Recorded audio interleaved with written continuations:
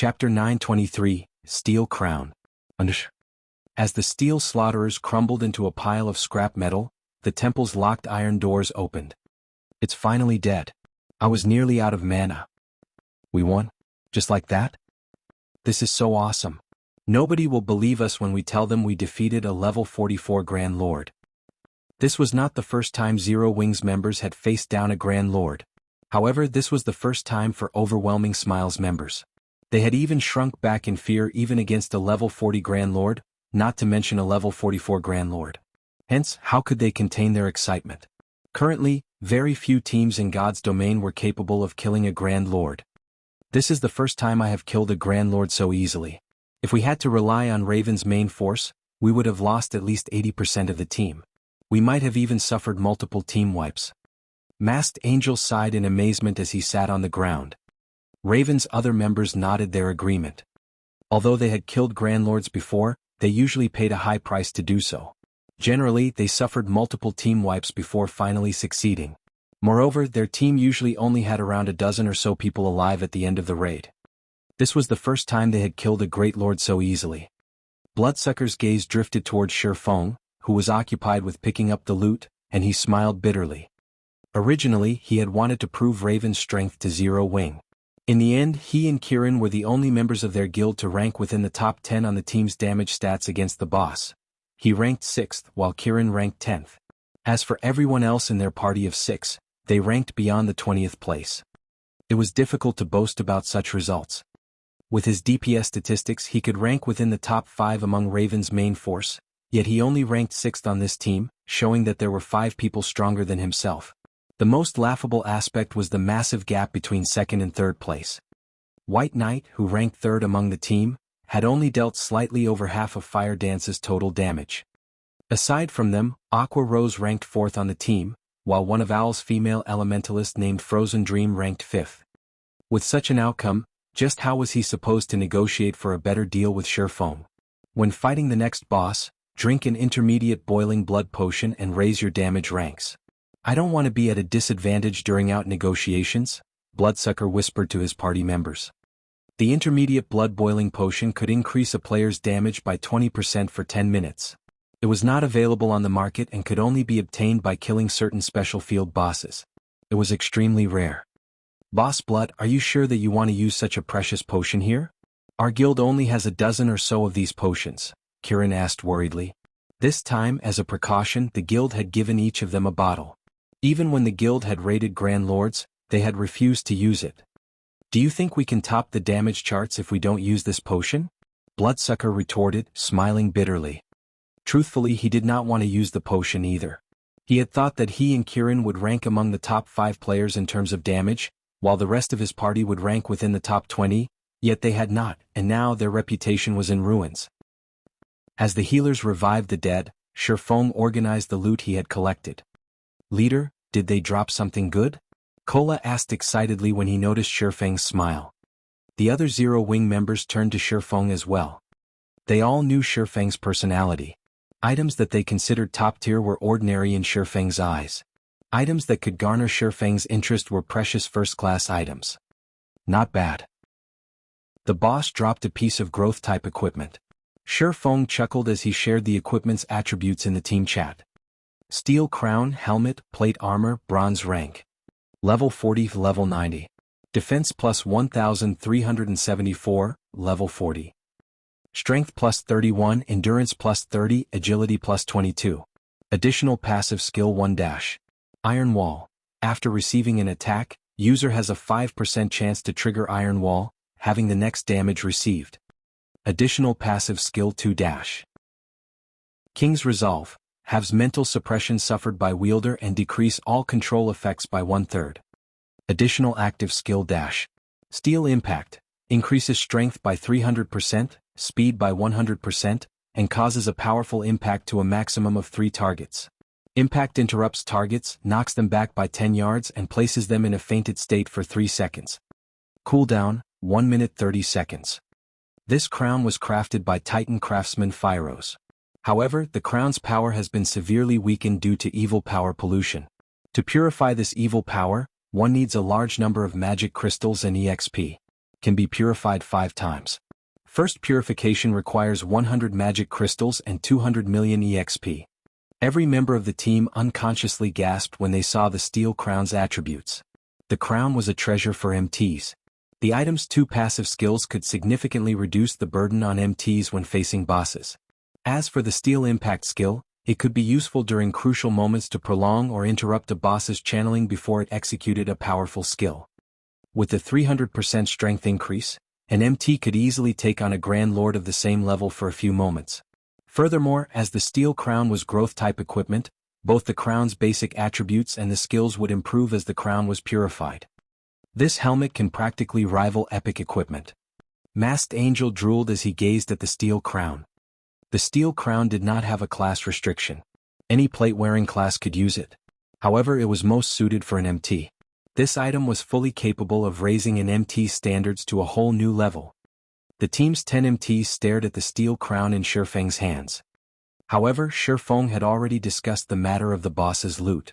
Among Zero Wing's side, Raven's members had opted out of the loot. As for Owl's members, as they were returning a favor, Shifeng would pay them with coins. Beyond that, Shifeng and Yulan had agreed to take turns choosing items from the loot. The team with the highest damage would choose first. Now that Zero Wing's group had an absolute lead in terms of damage, Shifeng got the first pick. Overwhelming Smile's members could only watch on with envy. However, Yulan did not find this outcome unfair. After all, they had relied on Zero Wing to kill the Steel Slaughterer. Among the loot, the Steel Crown was undoubtedly the most precious. However, there were many good items among the loot. 4 pieces of level 40 Dark Gold equipment had dropped. Currently, level 40 Dark Gold equipment was the best available outside of epic equipment. Tier 2 magic scrolls and rare potions also dropped. Even after splitting the loot, each side would reap a considerable harvest. Turtledove, where this, Shifeng handed the steel crown to the female knight Turtledove. Me? Turtledove was somewhat hesitant. Among the guild's MTs, both Kola and Yi Wumian were stronger than her. Logically, one of them should have received the crown. She already wore a pair of epic-ranked boots.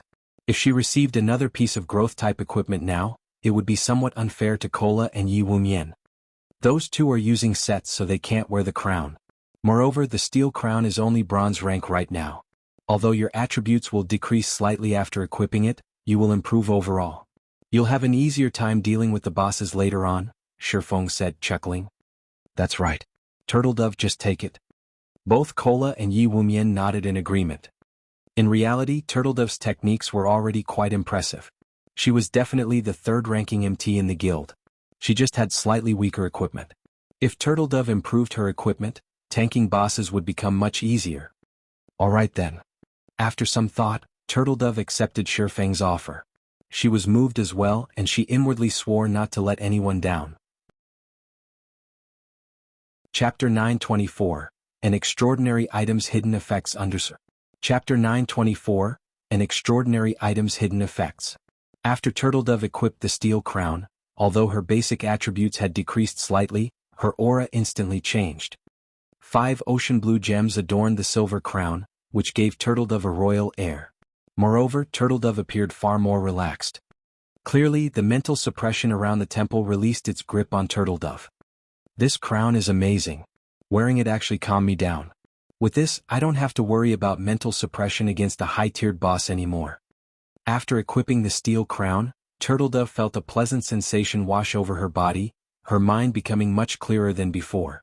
However, the greatest change she sensed was her body's flexibility. Her previous helmet could not compare to the steel crown. Growth-type equipment is similar to an extraordinary item. Aside from providing a huge boost to one's basic attributes, it generally provides some hidden effects, Shifeng explained. God's Domain was a constantly evolving virtual reality game. During the game's initial stages, epic items were only slightly stronger than Dark Gold items in terms of attributes. However, as God's Domain evolved, epic items' true power would reveal itself little by little. God's Domain had already undergone its 4th evolution. Certain epic items would start to display extraordinary hidden effects that would allow players to display more of their combat power. After the team rested, Shifeng led them into the temple. A long, narrow hallway which led to a plaza waited beyond the thick iron doors. There were no intersections along the hallway. Various statues decorated the spacious plaza. The plaza also contained swarms of monsters. These monsters were covered in sharp, black scales. They had crescent-shaped heads and no eyes. However, rows of jagged, sharp teeth filled their mouths. Their forelimbs looked more like daggers than actual limbs, and wherever these monsters passed they left deep furrows in the ground. Silver versions of these pitch-black monsters also wandered the plaza. In terms of size, however, the silver monsters were nearly 3 times larger than their black brothers. Clearly, they would be more difficult to deal with than their smaller counterparts. Corrosive Beast, Dark Creature, Elite. Level 42 HP 150,000. Corrosive Beast King, Dark Creature, Lord. Level 43 HP 8,000,000/8,000,000. The plaza seemed to be these corrosive beasts' nest. There were more than 10,000 monsters wandering around. Just looking at them sent a chill down one's spine. Meanwhile, a gigantic teleportation magic array occupied the plaza's center. If they wanted to proceed through the trial, the teleportation array was their only option. Why are there so many monsters? Do we have to clear all of them? Yulan frowned as she watched the disgusting corrosive beasts. With a rough glance, she could see over 10,000 monsters in the plaza. Among them, several hundred were silver corrosive beast kings. Taking out these monsters would be a massive undertaking. Yulan wasn't the only one who with a headache. Everyone was dumbfounded. This was the first time they had seen so many lords in one place. These players even suspected that every one of these monsters would swarm them the moment they descended the staircase. The thought of facing hundreds of lords made everyone more than a little tense. There was no way they would survive so many.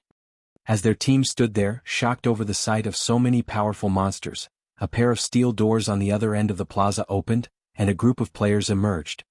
Why are there other people here? Yulan muttered in surprise as she watched the players from across the plaza. It seems you're not the only one who obtained a Titan City pass. We need to move faster now. Although Shi Feng found the situation strange, he was not particularly shocked. The Holy City of Titans entrance trial was not a dungeon. It was just an extremely dangerous special map. In addition, it was categorized by levels, with every 10 levels sharing one map. Players between level 36 and level 45 would share one map, and players between level 46 and level 55 would share a different map. Any player who obtained the pass could venture here. God's domain was massive, and with so many players, it'd be surprising if no other top-tier players managed to find their own pass. Unfortunately, the other party was clearly a powerful team, based on the fact that they had come this far, and Shi Feng didn't want to benefit another team in the entrance trial. The trial's 4 paths had 3 main stages, with each having a different challenge set for the first stage. However, all 4 paths would converge here for the second stage. The 4 paths also shared the same final challenge. The first team to clear the final stage would gain an additional benefit: reputation for the Holy City of Titan.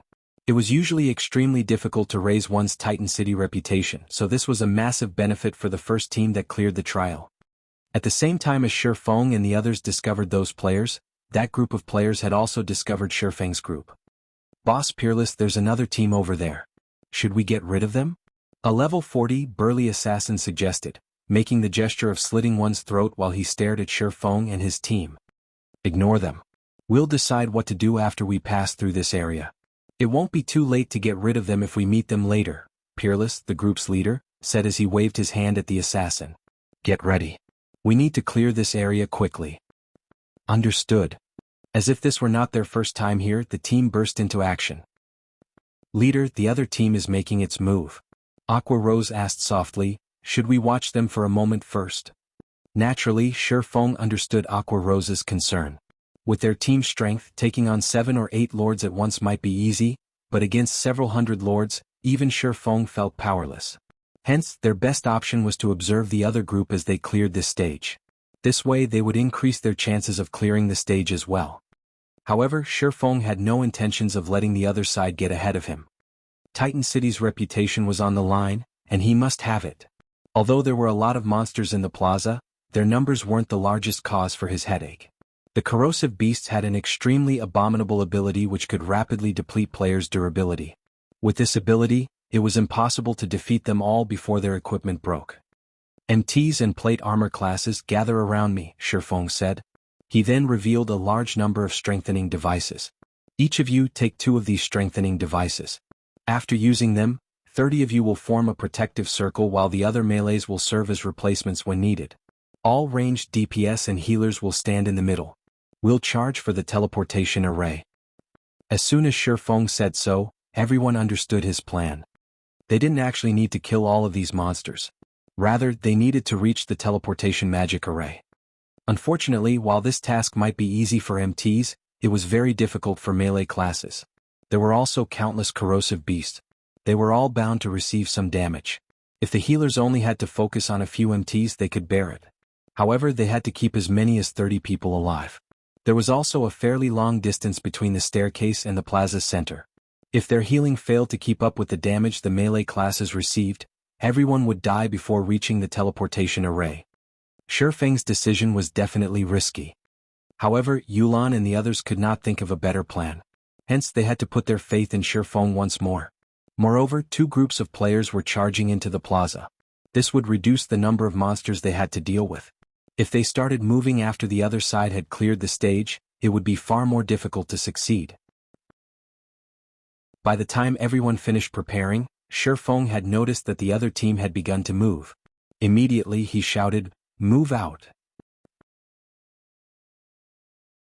Chapter 925, King of Corrosion Chapter 925, King of Corrosion. The instant the team rushed down the staircase, the nearby corrosive beasts noticed them. The monsters turned their heads towards Shifeng's group one after another, and quickly, they swarmed towards the group like a tidal wave. The corrosive beasts were different from ordinary elite monsters. A layer of corrosive fluid coated their bodies. The corrosive fluid would reduce the durability of anything that touched it, whether it be weapons or equipment. If the equipment were secret silver rank or below, it would be rendered useless after receiving a few of the corrosive beast's hits. Even fine gold equipment would only last a few more hits, and only dark gold rank items could last any length of time. Now that they had entered the plaza, there was no turning back. Against the tidal wave of corrosive beasts, the team's only option was to reach the teleportation array within the shortest time possible. Shortly after the team met the corrosive beast army, although the elite monsters did not break through the team's defensive formation, after several bouts, everyone wore grim expressions. My weapon. My equipment. What are these monsters? Many of the players cried out in shock when they noticed their equipment and weapons' durability. Even after a brief moment of contact with the corrosive beasts, their dark gold weapons' durability had instantly decreased by 1 point. An ordinary dark gold weapon only had around 120 or so durability. Their dark gold equipment fared even worse. After receiving a few hits, their strengthening devices' durability decreased by 1 point as well. It was obvious that, without the protection of the strengthening devices, their equipment would only last for a short time. Leader, look at that team. It seems that they came prepared, Fire Dance said as she pointed at the other team. As she was not standing in the other ring, attacking with her throwing knives, she could focus on their distant competition. That's a smart move. Shifeng was slightly surprised when he turned to watch the other team. Instead of using a circular defensive formation as they had, the other team employed a V-shaped formation. Their most durable MTs served as the spearhead while the others followed closely behind. When the other team attacked, they would try to push the corrosive beasts standing before them away, forcing these monsters into the corrosive beasts behind them and buying some time. During this short period, the team pulled away from these monsters, with neither side having the opportunity to clash. In addition, the magical classes in the middle of the formation used one Tier 2 magic scroll after another. The magic scrolls they used all contained AoE spells. Whenever a corrosive beast king charged at the team, these magical classes used a series of magic scrolls to knock back the oncoming corrosive beasts and beast kings, allowing the team to move faster. Despite both sides starting towards the teleportation magic array at the same time, the other team was much faster. Boss Peerless, your method is really effective. We'll reach the teleportation array in half the time of our previous attempt. That's right. Boss Peerless is the best. We'll definitely clear the entrance trial. That team is pretty stupid. At this rate, we won't have to worry about them. I hope they can clear this stage though. The fact that they reached this stage shows that their weapons and equipment are excellent. We might be able to earn some top-tier equipment. Everyone on Peerless team chatted cheerfully among themselves. As both teams were fairly far apart, they couldn't tell who the other team was. However, as they had experienced the first stage's difficulty personal, they knew that the other team must possess high-quality weapons and equipment. Otherwise, reaching the second stage would have been impossible. Team leader Yi Feng, we can't continue like this. These corrosive beasts are wearing out our equipment too quickly. Yulan said anxiously after examining the team's situation. Why don't we start using magic scrolls as well? The monster's corrosive ability was much stronger than she had expected. If not for the strengthening devices, their equipment would have long since broken. However, there was still a long distance to the teleportation array. Moreover, more corrosive beast kings approached. In the beginning, they only had to deal with 1 or 2 at a time. Now, over a dozen attacked simultaneously. They weren't even a third of the way, yet so many lords bombarded their team. Soon they may have to face dozens of corrosive beast kings. The corrosive beast kings were many times stronger than the corrosive beast. Not only were they stronger in terms of attributes, but their corrosive abilities were also stronger by a large margin. Even Kola, who used an epic shield, was having a difficult time against these lords. Currently, their only way to break through was to utilize the same method as the other team, which employed AoE magic scrolls. Although their team had not prepared to use these scrolls, they had brought some with them. Unfortunately, using large-scale destruction spells would only add to the chaos of their situation. Large-scale destruction spells did not differentiate between friend and foe. Even if they cleared out the monsters in an area with the spell, they would have to wait until the spell's effects were over before proceeding. In the end, the monsters they had left behind would catch up while they wasted time. No rush. We'll use them after we reach the halfway point. Feng rejected Yolan's suggestion. Using magic scrolls with impact effects was certainly a method that many teams had employed in Feng's previous life. However, the second stage had another hidden mechanism. When 2 or more teams were halfway to the plaza's center, they would awaken the slumbering king of corrosion, Selu Taiban. Now that the other team had passed the midway point, Feng did not want to do the same too soon. At the very least, they should wait until the other team completed 2/3 of their journey. This way, the king of corrosion would target that team rather than theirs, which had just entered the king's domain. Hearing Feng's rejection, Yulan was momentarily speechless. However, since Feng's leadership had already proven successful, it would not be wise to oppose his commands now. As time passed, more corrosive beast kings converged on both teams. In the blink of an eye, each team faced over 100 lords. Even Peerless' team began to slow due to the large number of monsters. However, when Peerless' team was a quarter of a distance away from the teleportation array, Feng and the others reached the halfway point. Immediately, a pillar of green light rose from the center of the plaza, releasing a dense, green fog. As this fog passed over the area, everything it touched heavily corroded, eroding hundreds and thousands of little holes across the ground. The scene sent chills down everyone's spines. What's going on here? Peerless stared at the pillar of light, his expression twisting into something ugly. This was not his first time here. Rather, it was his 3rd visit. The first time he had reached this plaza, his team had only crossed 2/3 of the distance before they fell under the overwhelming sea of monsters. On their second try, while they had forged through the stage after many difficulties, they had not encountered anything like this. As he stared at the pillar of green light, he involuntarily shivered, his mind continuously warning him that it was extremely dangerous to continue forward. As everyone was caught in their stupor, a ferocious monster that stood over 20 meters high emerged from the green light. This monster was nearly 3 times larger than the corrosive beast kings, and green scales covered its entire body. A green liquid seeped from the gaps between its scales. When the liquid touched the ground, it ate through the earth, creating a large hole. A green fog also circled the monster's humongous body. This was none other than the king of corrosion, Selu Taiban. Seeing this, everyone involuntarily gulped in fear.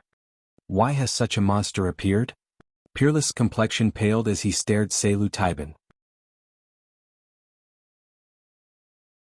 Chapter 926, Archaic Species Under.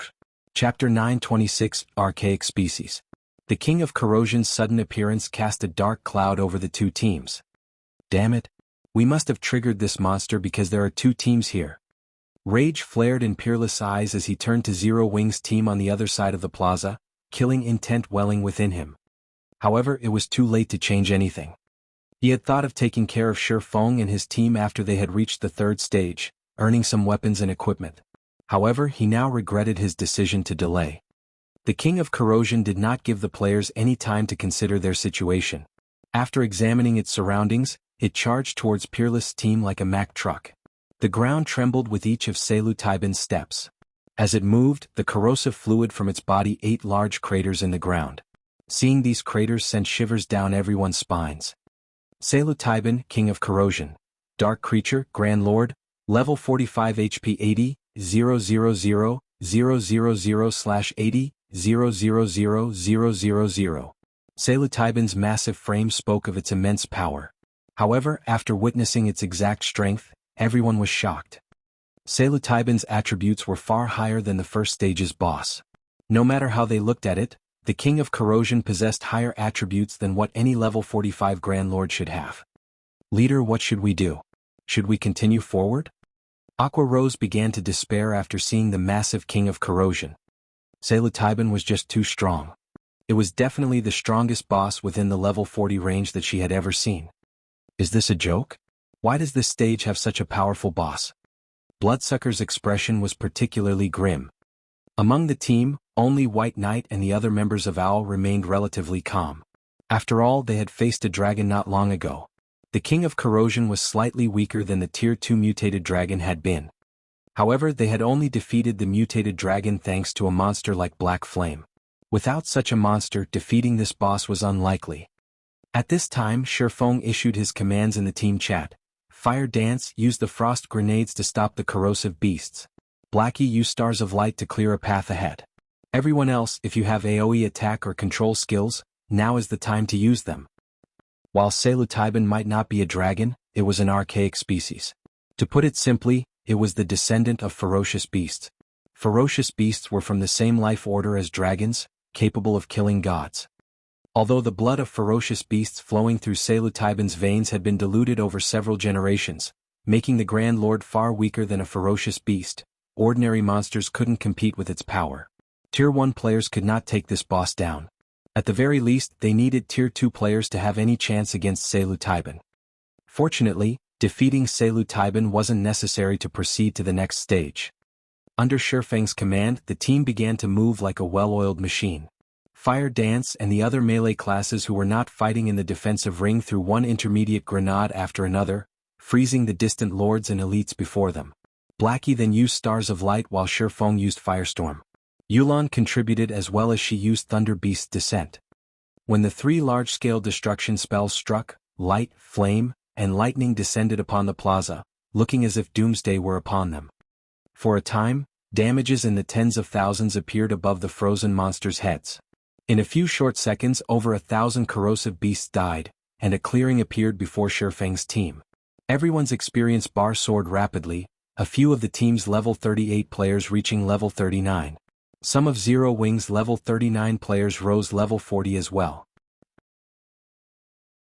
Due to the frost grenade's freezing effect, the monsters that were fortunate enough to be outside the AoE spell's range remained frozen.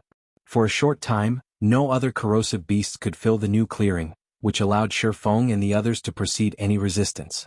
Shortly after, the magical class players began to use magic scrolls to repel the incoming corrosive beasts. Not only did this speed up the team's advance, but it also significantly reduced their weapons and equipment's durability consumption. As Shifeng's team began to spring, the other team grew desperate. Everyone prepare for battle. Blade, get ready to use that Tier 3 magic scroll. No matter what, don't let that monster near us. Peerless knew that there was no point in regret now. He needed to deal with the problem before them quickly. If they could hold on until they reached the teleportation array, victory would be theirs. Boss, we had prepared that magic scroll for the third stage. If we use it now, a summoner in his mid-20s voiced his concern. Just use it. Fortunately, it isn't our only trump card for the third stage, Peerless growled as he gnashed his teeth. He didn't want to use the Tier 3 magic scroll either. Just before Selutaiban reached their team, the summoner named Blade used the Tier 3 magic scroll he held. Suddenly, a golden magic array appeared above them. A gigantic beast then descended from the array, knocking away the surrounding corrosive beasts. Blade used the golden lion to lure the boss away. Peerless ordered. The King of Corrosion was simply too dangerous. Even if it simply stood still and did nothing, the corrosive mist around it could claim their lives. They could only rely on the Tier 3 Great Lord they had summoned to hold it off. The golden lion, which stood over 10 meters tall, then pounced on Taiban. However, before it crashed into the King of Corrosion, Taiban swiped its claws at the lion. Puh! The attack sent the lion flying, its massive frame crashing into a crowd of corrosive beasts. What? Everyone's jaws dropped. A single hit had sent a level 55, Tier 3 Great Lord flying. The Golden Lion was actually 10 levels higher than Taiban. Even if it weren't a match for the level 45 Grand Lord strength, there should not be too much of a difference. Yet, the one attack had thrown the Golden Lion over 30 yards. This was unbelievable. Fortunately, the Golden Lion had attracted Taiban's attention.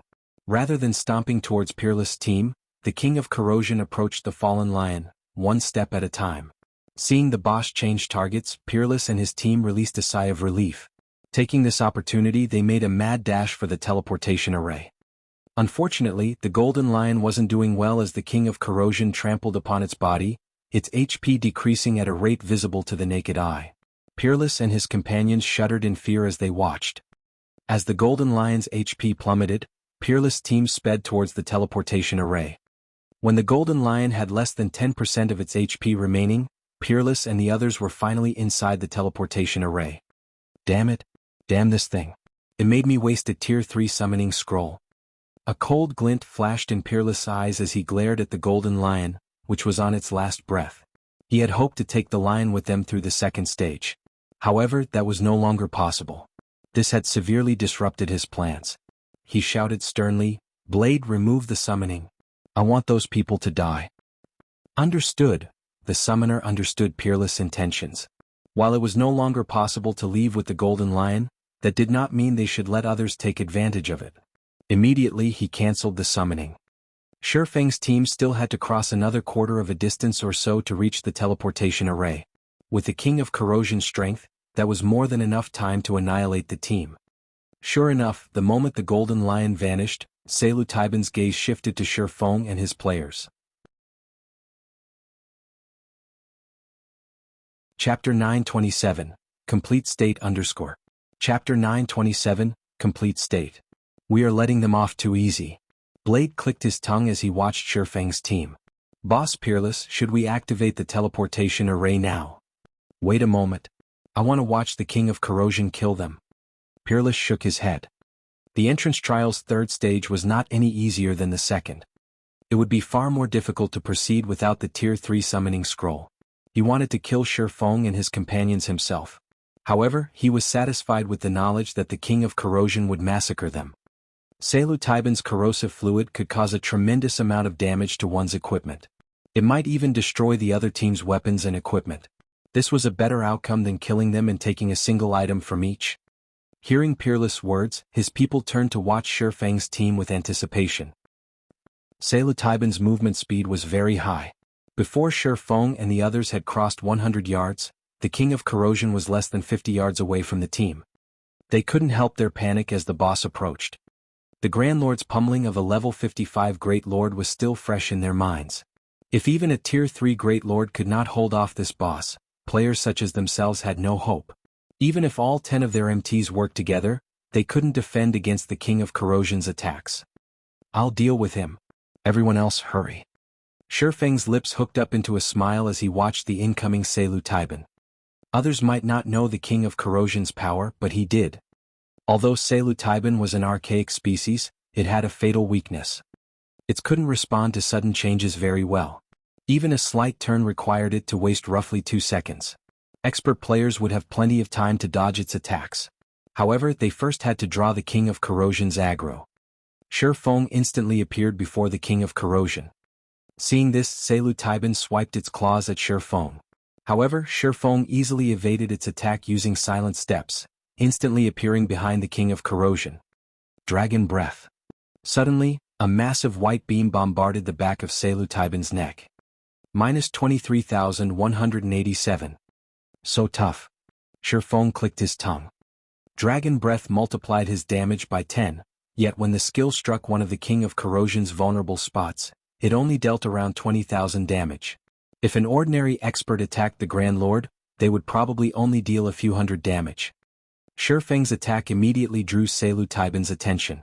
Following which, the King of Corrosion tried to turn to attack Shifeng. However, Taiban was very slow when turning, shifting its body step by step. This gave Shifeng ample time to activate Windwalk and leave his current position. As for the corrosive beasts and corrosive beast kings blocking his way, they were no threat. You're quite durable. Unfortunately, this Grand Lord isn't that easy to deal with. You're just wasting your time, Peerless sneered as he watched Shifeng.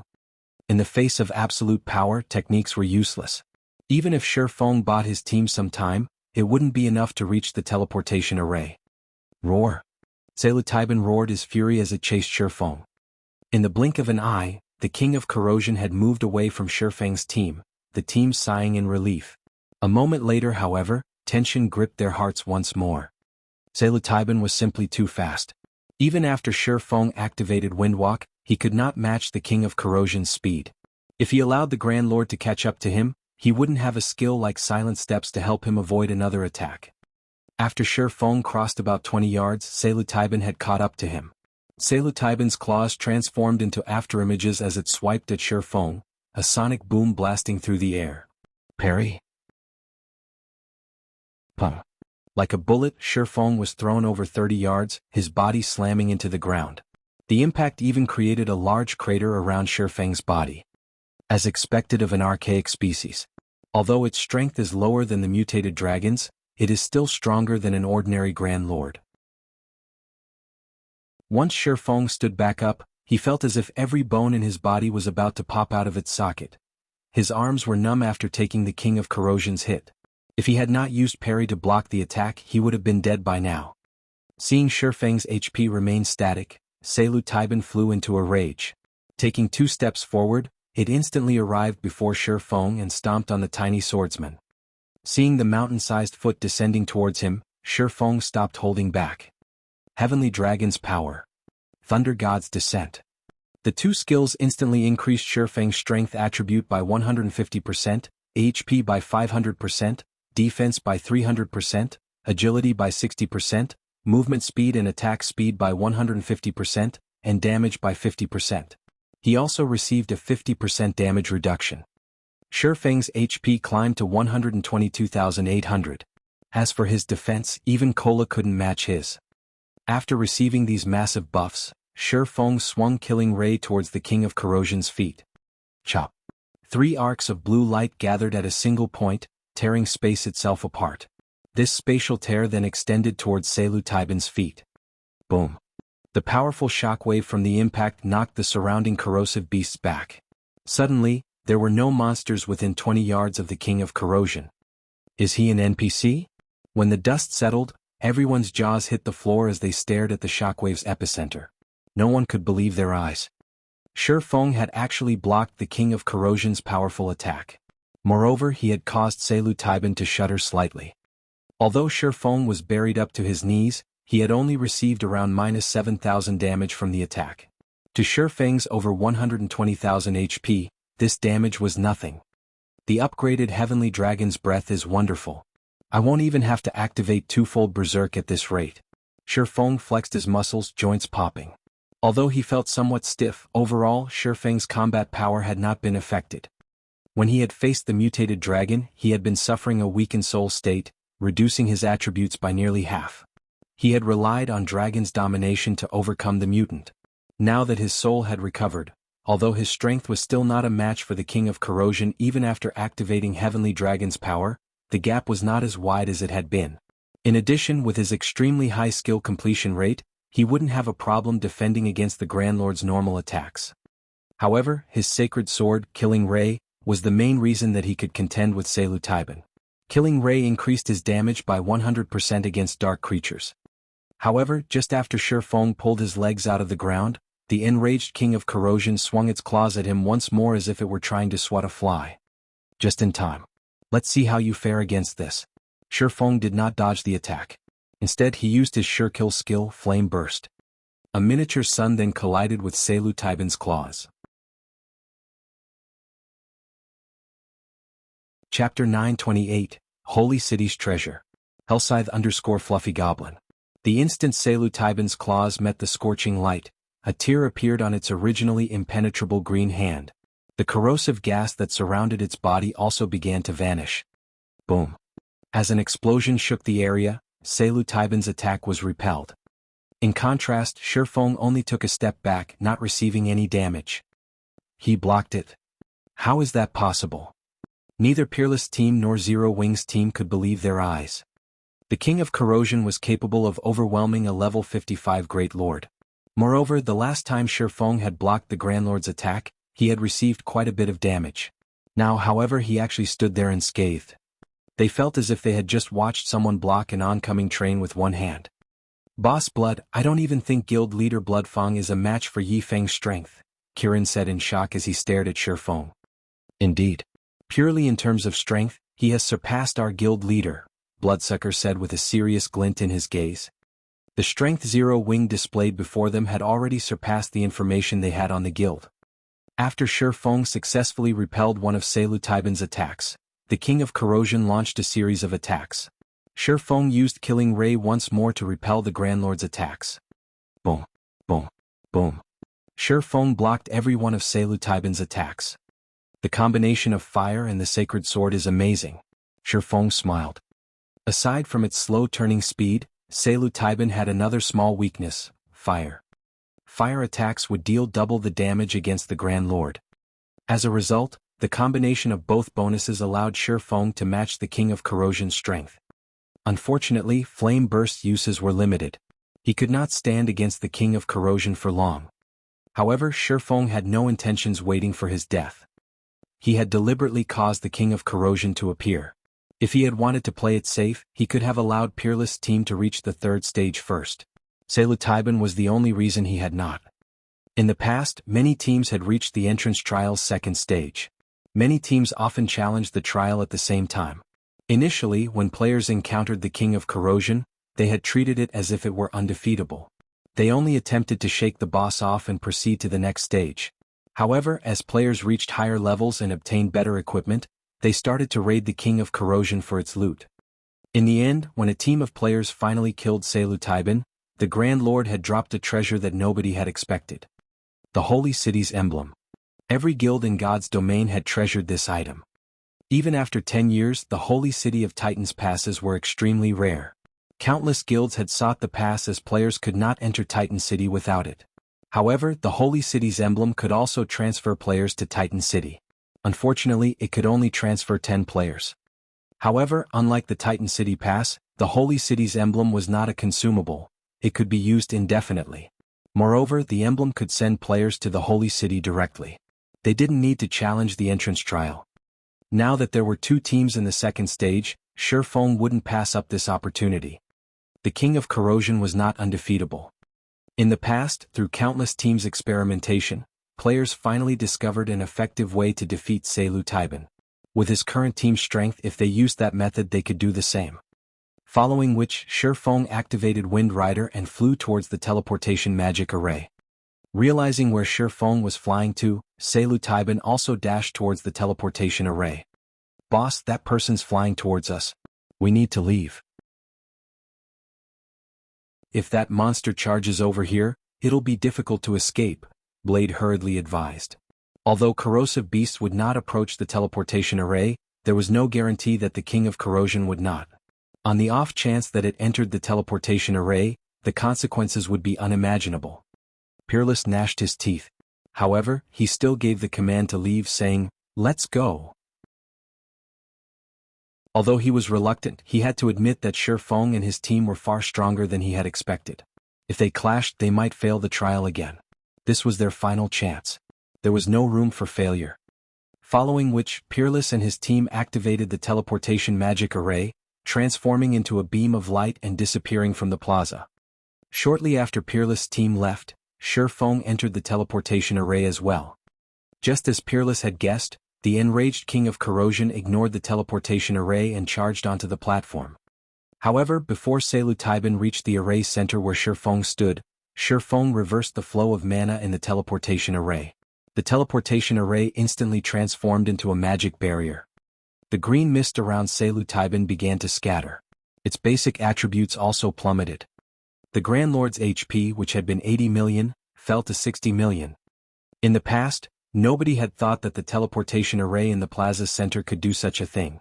Everyone had only thought of using brute strength to kill the King of Corrosion. As long as the magic barrier was active, the King of Corrosion could not leave the area. Of course, players couldn't use the teleportation array either. This was the equivalent of sealing off their own path of retreat, and unless they defeated the King of Corrosion, there was no way to proceed to the third stage. Now that the King of Corrosion had been weakened, even without Flame Burst, Shifeng only received around -3,000 damage from clashing with the Grand Lord. However, Shifeng no longer faced Salutaiban's attacks head-on. Rather, he evaded the boss's normal attacks. After the Heavenly Dragon's power ended, Shifeng activated the Power of Darkness, increasing his attributes by 60%. He then used the Aura of Water's activatable skill, Life Bloom. With the skill's powerful healing, he could last against the King of Corrosion until his entire team had entered the magic barrier. Cola, activate the Power of Darkness and tank it. Everyone else, add support from the sides. Once Cola's Berserk skill ends, Yiwumian, activate yours and replace Cola. Turtledove will be next. Shifeng issued his commands once his team had entered the barrier. Yulan, use your large-scale buff spell. Everyone else, watch the boss's tail. On Shifeng's command, before they could even catch a breather, they began to move once more. Cola immediately activated the Power of Darkness and used Justice Bash on the King of Corrosion's feet. He followed up with a Shield of Vengeance, drawing Salutaiban's aggro. Yulan also utilized her large-scale buff spell, Angel's Blessing. Suddenly, a harp-wielding golden angel appeared in the sky. As the angel began to sing, a golden barrier enveloped every member of the team. Not only did the golden barrier increase everyone's attributes by 20%, but it also gave them a divine shield buff, reducing the damage they took by 20%. Both buffs lasted for 30 minutes. Although everyone's attributes had risen significantly, their damage against the King of Corrosion was still quite low, with most attacks dealing around -1,000 or so damage. Only Elementalists could deal almost -3,000 damage with Fire-type spells. However, Salutaiban had 60 million HP. Its battle recovery alone healed it for 600,000 HP every 5 seconds. Raiding the King of Corrosion was far more difficult than they had imagined. The team members finally realized just how terrifying Shifeng was to hold off the Grand Lord for as long as he had.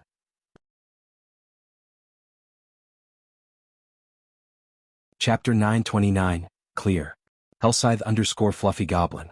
Even after Salutaiban had been weakened, it dealt over -10,000 damage to Cola despite the Guardian Knight's active Berserk skill. Fortunately, Cola now had 40,000 HP. Without the Berserk skill, the single attack would have dropped his HP to a critical state. If it had been a critical hit, he would have died instantly. Skill incoming. Melee players move back. Cola, focus on your positioning. Shifeng warned the MT when he saw the King of Corrosion's raised claws release a green glow. Although Shifeng had warned his team the moment he noticed the Grand Lord prepare the skill, Salutaiban didn't need long to launch it. When the Grand Lord's claws descended, many were still within 10 yards of it. Boom. The earth shattered. Everyone within 20 yards was thrown into a fainted state. In addition, green mist surfaced from the affected area. All players within the green mist lost 10,000 HP every second. Although some players had dispelled their fainted debuff immediately, they had failed to escape the area in time. In the blink of an eye, the mist claimed 3 lives. What a powerful skill. Although 5 healers focused on him, Cola only had around 14,000 HP by the time he broke through the green mist. Even the healers couldn't keep up with his diminishing HP. Meanwhile, his strengthening device's durability had fallen by 20 points. The mist's corrosive power was staggering. After Salutaiban finished executing its skill, it searched for a new target. Its eyes then fell upon one of the healers standing in the rear. It started to turn and tried to charge towards the healer. The boss is changing targets. MTs block it. Shifeng shouted. Every so often, the King of Corrosion would choose a random target within 50 yards to attack, and for 4 seconds, it would become immune to aggro-pulling skills such as Mach. During these 4 seconds, players could only do their best to hinder the Grand Lord. Although 4 seconds might seem like a short time to Salutaiban, it was more than enough to cross 50 yards. After Shifeng issued his orders, Turtledove executed Steel Impact and smashed her shield into the King of Corrosion. Pum. After a 300% boost to her strength attribute surpassed even Shifeng's while the swordsman had Heavenly Dragon's power active. As a result, the attack forced the King of Corrosion back by 2 steps, a damage of over minus 10,000 points appearing above its head. Shock and admiration filled the team when they saw the Grand Lord stumble back. This move had delayed Salutaiban for 2 seconds. After including the 10 MT's blockade, the team foiled the King of Corrosion's attempt to eliminate one of the healers. Taking this opportunity, everyone bombarded the Grand Lord with attacks. Multiple damages appeared above Salutaiban's head. However, the King of Corrosion's defense was simply too high. Even Fire Dance had only dealt around minus 1,300 damage with each normal attack, while her skills dealt around minus 3,000 damage. This damage was not nearly as eye-catching as what she had dealt to the Steel Slaughterer. As for Shifeng, with the Sacred Sword doubling his damage and the effects of Power of Darkness and Angel's Blessing, every attack dealt around minus 10,000 damage. If he scored a critical hit, he dealt around minus 20,000 damage. As time passed and Kola's Berserk skill ended, Yi Wumian activated his Power of Darkness and replaced Kola. After Yi Wumian was done, Turtledove took his place. During this time, Salutaiban managed to kill another dozen or so players. As for the King of Corrosion itself, its HP had fallen to 30%. A big one is coming. Everyone stand together. Healers don't hold back. Heal everyone. Shifeng ordered a halt to his team's attacks as he gathered them together when he noticed the Grand Lord shrink. When its HP fell to 30%, Salutaiban would randomly launch powerful AoE attacks around itself. Every player within range would share the damage from these attacks. If only one person were within a targeted area, the attack would even deal enough damage to kill Shifeng with Heavenly Dragon's power active. Hence, everyone needed to stand together to receive this attack. After the team had huddled together, pillars of green light began to descend from the sky, one after another. These pillars created large craters when they struck the ground. It was clear that these players would die if they were stuck. In the blink of an eye, Shifeng's team received a blast. Everyone lost over 10,000 HP on the spot. Before the healers could restore their HP, another pillar struck the team. The players lost another 10,000 HP. The pillars of light descended for over 20 seconds. Throughout this time, a total of 5 pillars bombarded Shifeng's team. Many had died partway. In the end, less than 50 people remained. Unfortunately, while Salutaiban cast its skill, its HP had recovered, climbing from 30% to 50%. It now had 30 million HP remaining. Despair gripped everyone's hearts. They had fewer than 50 players standing now. Moreover, the surviving members were worse for wear, yet they still needed to burn away 30 million HP from the King of Corrosion. Had they not activated their Berserk skills, the Pillars of Light would have killed them. If the King of Corrosion used this move again, their deaths would be imminent. Don't panic. The boss is now weakened, Shifeng said as he pointed to the King of Corrosion. Salutaiban kneeled on the ground, a tired expression on its face. Seeing this renewed everyone's confidence. Immediately, everyone launched a bombardment at the Grand Lord. Sure enough, as Shifeng had said, everyone's attacks were now dealing 50% more damage to the King of Corrosion. Moreover, both the Grand Lord's strength and speed had decreased by 30%. This significantly reduced the burden on the MTs. Salutaiban's HP rapidly fell. In just a few moments, its HP dropped from 50% to 30%. Soon it fell from 30% to 10%. However, as time passed, the King of Corrosion slowly regained its vigor. Don't hold back. Throw everything you have at it. Shifeng anxiously shouted. The King of Corrosion was too difficult to deal with. By the time Salutaiban had 6% HP remaining, it had recovered from its weakened state. Despite having used their Berserk skills, the team had failed to finish off the Grand Lord while it had been weakened. Now that their Berserk skills were no longer an option, it was practically impossible to defeat the recovered King of Corrosion. Suddenly, Kola activated Dragon Scale Body and ran in for a final bout. Shifeng also activated Blade Liberation, his attributes instantly doubling. With the Sacred Sword's effect, each of his attacks dealt over minus 20,000 damage. The others began to activate all sorts of magic scrolls as well, bombarding the King of Corrosion with various spells. Once Salutaiban's HP fell to 5%, it started to attack players randomly. To make things worse, none of their aggro-pulling skills were effective. As a result, the team rapidly lost players. When there were only 20 or so players remaining, Salutaiban's HP finally reached 1%. Die. Watching their teammates die one after another, the survivors grew anxious. However, although everyone used every skill they had against the King of Corrosion, the effects were minimal. They had long since exhausted their options, so their damage was now limited. When there were only 14 players standing, Shifeng's flame burst finished its cooldown. Using silent steps, he arrived behind Salutaiban's neck.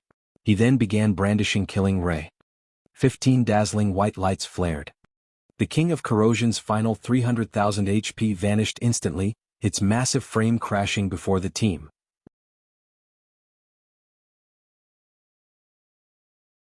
Chapter 930 Siege Tool. Hellscythe_Fluffy Goblin. Seeing the King of Corrosion fall to the ground, the survivors released a sigh of relief. A moment later, everyone burst into cheers. Salutaiban's death allowed the survivors' levels to increase rapidly. For example, Fire Dance and Aqua Rose, who were level 40, reached level 42. Yulan also climbed from level 39 to level 42. As for Shifeng, White Knight, and Frozen Dream, they shot from level 42 to level 43. So much EXP. The corners of Bloodsucker's lips twitched slightly when he saw 2 consecutive lights wrap around his body, his level rising to 42. The King of Corrosion had nearly annihilated them. Not a single MT on the team was still alive. Among the healers, only Violet Cloud still stood. Without any life-saving skills, the King of Corrosion could kill a player with each attack. The battle's intensity had left a lingering fear among the survivors. Rest up. Violet, after you recover your mana, revive the other healers, Shifeng ordered after glancing over everyone. The King of Corrosion's might hadn't particularly surprised him. After all, Salutaiban was an archaic species. In fact, this outcome had been excellent since he hadn't used his trump cards. If they had been any other team, Salutaiban's ultimate attack would have annihilated them. They would not have survived until the Grand Lord entered a weakened state. The King of Corrosion didn't drop much after it died. Even after Shifeng had used Divine Providence, it had only dropped 9 items and some coins. Among the items, 5 were materials. After splitting the coins among the team, each person only obtained around 40 silver. They did not even have enough to pay for their repair fees. However, among the loot, Shifeng only had eyes for a flashing, silver emblem. This was none other than the Holy City's emblem. With this emblem, he didn't have to worry about finding a pass to the Holy City in the future. Of the 3 remaining items, one was a piece of growth-type equipment, one was a piece of epic equipment, and the last was a miniature ballista design. Solovia's blade, 2-handed sword, bronze rank, level 40, level 100 equipment requirement. Strength 700 attack power plus 944, level 40, strength plus 52, endurance plus 61 attack speed plus 3 ignore levels plus 7. When attacking 20% chance to deal 1 times damage and inflict the bleeding debuff on target for 12 seconds. Additional passive skill, monstrous strength. When attacking there is a chance to increase strength by 60% for 5 seconds. Additional active skill Blood of Fury. The lower the wielder's HP is, the higher their damage and attack speed become to a maximum of 70% for 1 minute. Cooldown, 5 hours. This sword belonged to Titan's Grand Marshal Solovia. However, due to contamination by the power of darkness, purifying the item will require a large number of magic crystals and EXP. First purification requires 200 magic crystals and 400 million EXP. This sword, which had once been used by a Grand Marshal of Titan City, caused the team's berserkers to drool. The weapon even tempted Bloodsucker. Although his current weapon was epic rank, when comparing additional skills, Solovia's blade was much suited for berserkers. Solovia's blade was almost tailor-made for the class.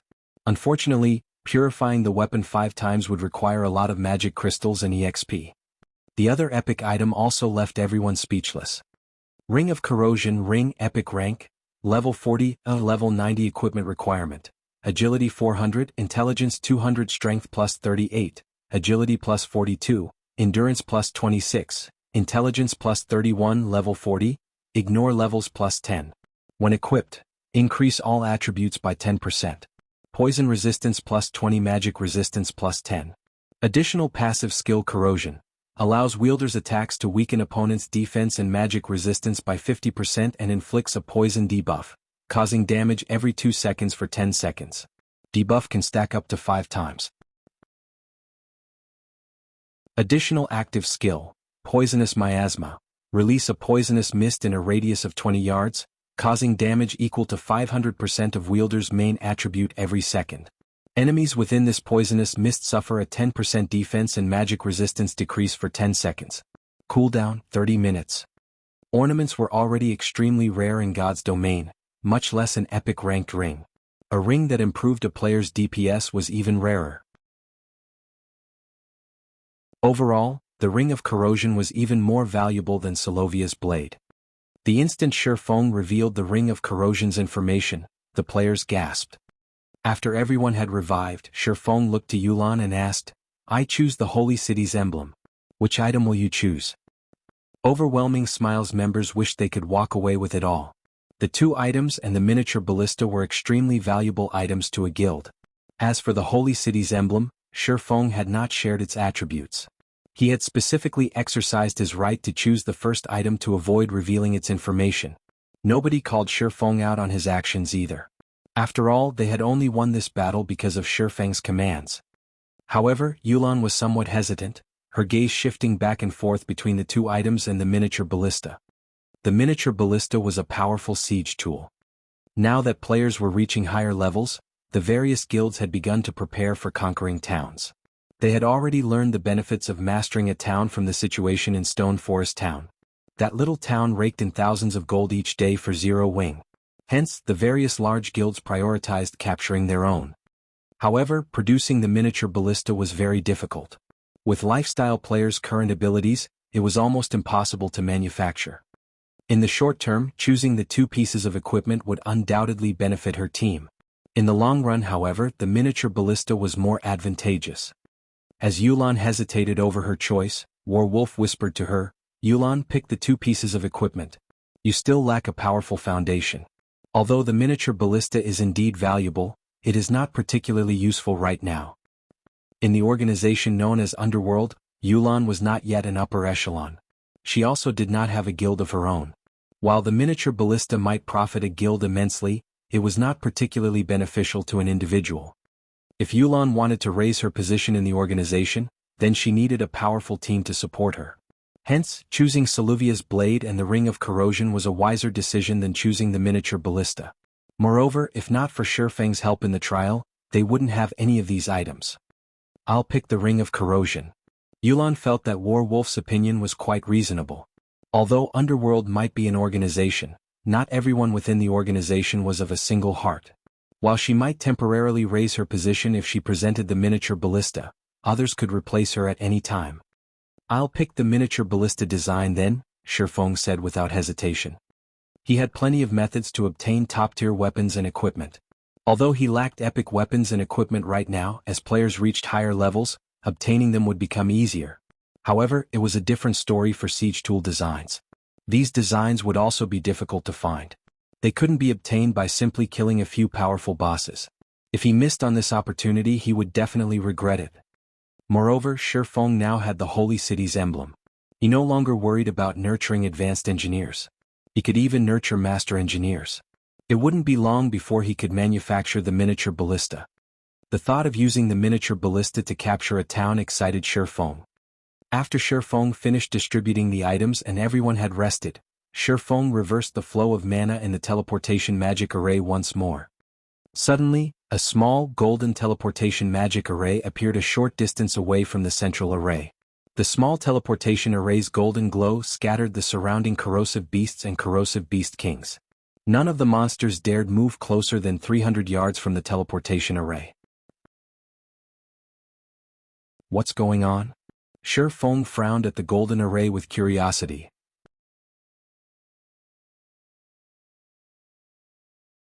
Chapter 931, Titan Library.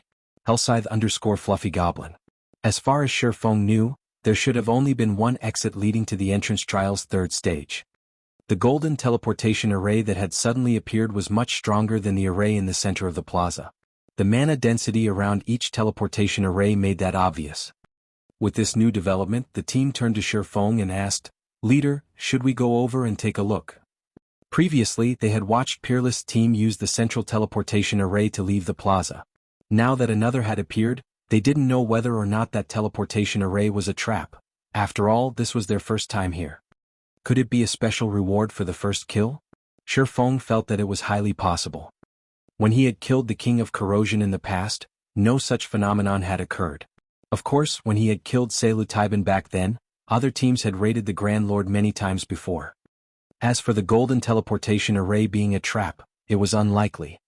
After all, revealing a trap after players had defeated the stage boss would be too fraudulent. The teleportation array was most likely a reward of some kind.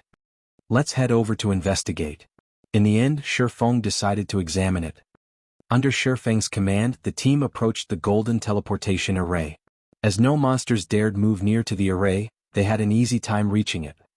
The instant Shifeng stepped into the teleportation array, his mind felt clearer than ever before. Moreover, a brimming with energy buff had appeared in his status window. The sound of a system notification suddenly reached his ears. System, you have discovered the teleportation magic array to Titan Library. Sure enough, it's the first kill reward. Shifeng was ecstatic when he heard the system notification. There were two main benefits to visiting Titan City. The first was that lifestyle players could use the Titan workshops to improve their skills. The other was the Titan Library, which all players dreamed of exploring.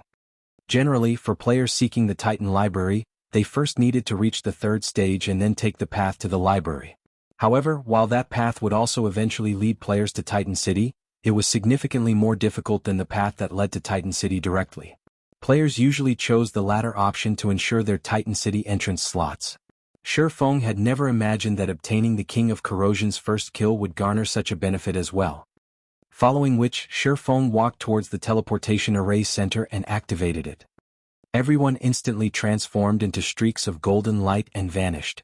After the team disappeared, the golden teleportation array faded as well, silence returning to the spacious plaza.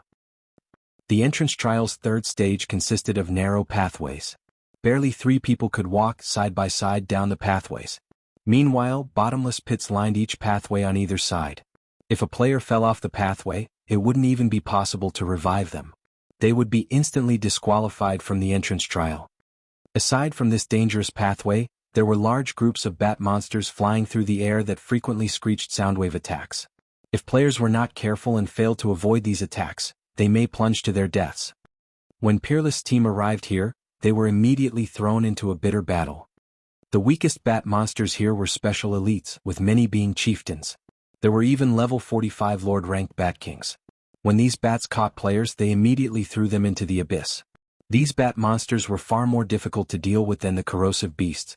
The fact that players would be disqualified if they fell off the pathway was particularly harsh. Use the sound bombs. Peerless shouted when he saw bat monsters gather around them. Against ordinary monsters, the sound bombs weren't particularly effective.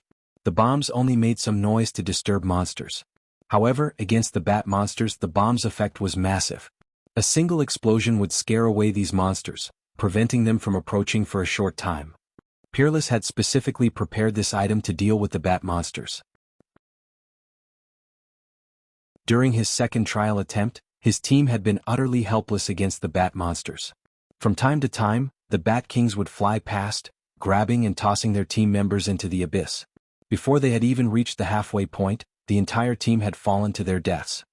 Under Peerless' command, the team members took out their sound bombs and threw them at the clumped bat monsters. The explosions scared the incoming bats away. Move faster. Use the sound bombs sparingly.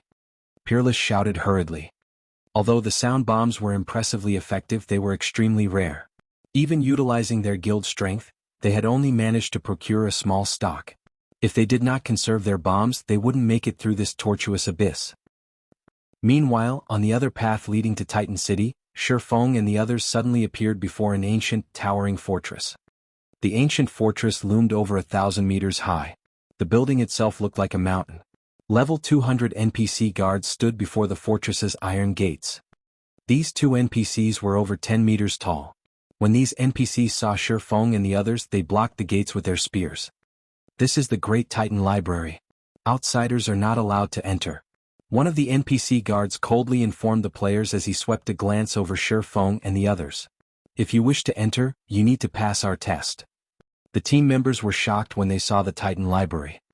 It was by far the largest library they had ever seen in God's domain. Players were not strangers to God's domain's libraries. It was especially true for magical class players. All magical class players who wanted to practice and improve their spellcasting techniques or learn new spells generally did so in a library.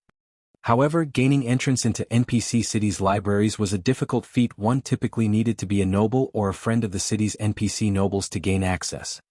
Aside from allowing players to learn spells, libraries' greatest purpose was information gathering. In truth, players could find information on many quests in God's domain in libraries. For example, the information Yulan had regarding the holy city of Titan was available in libraries in NPC cities. However, the libraries in God's domain varied in size. Each library also contained different information. Hence, the various large guilds usually created their own intelligence departments specifically to gather information from various libraries and compile their own information databases.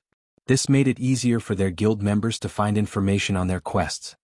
As for Shi Feng, who had the Demon Hunter title, he was considered a world noble in God's domain. Hence, utilizing his privilege as a world noble, he had led Zero Wings members into God's domain's various libraries.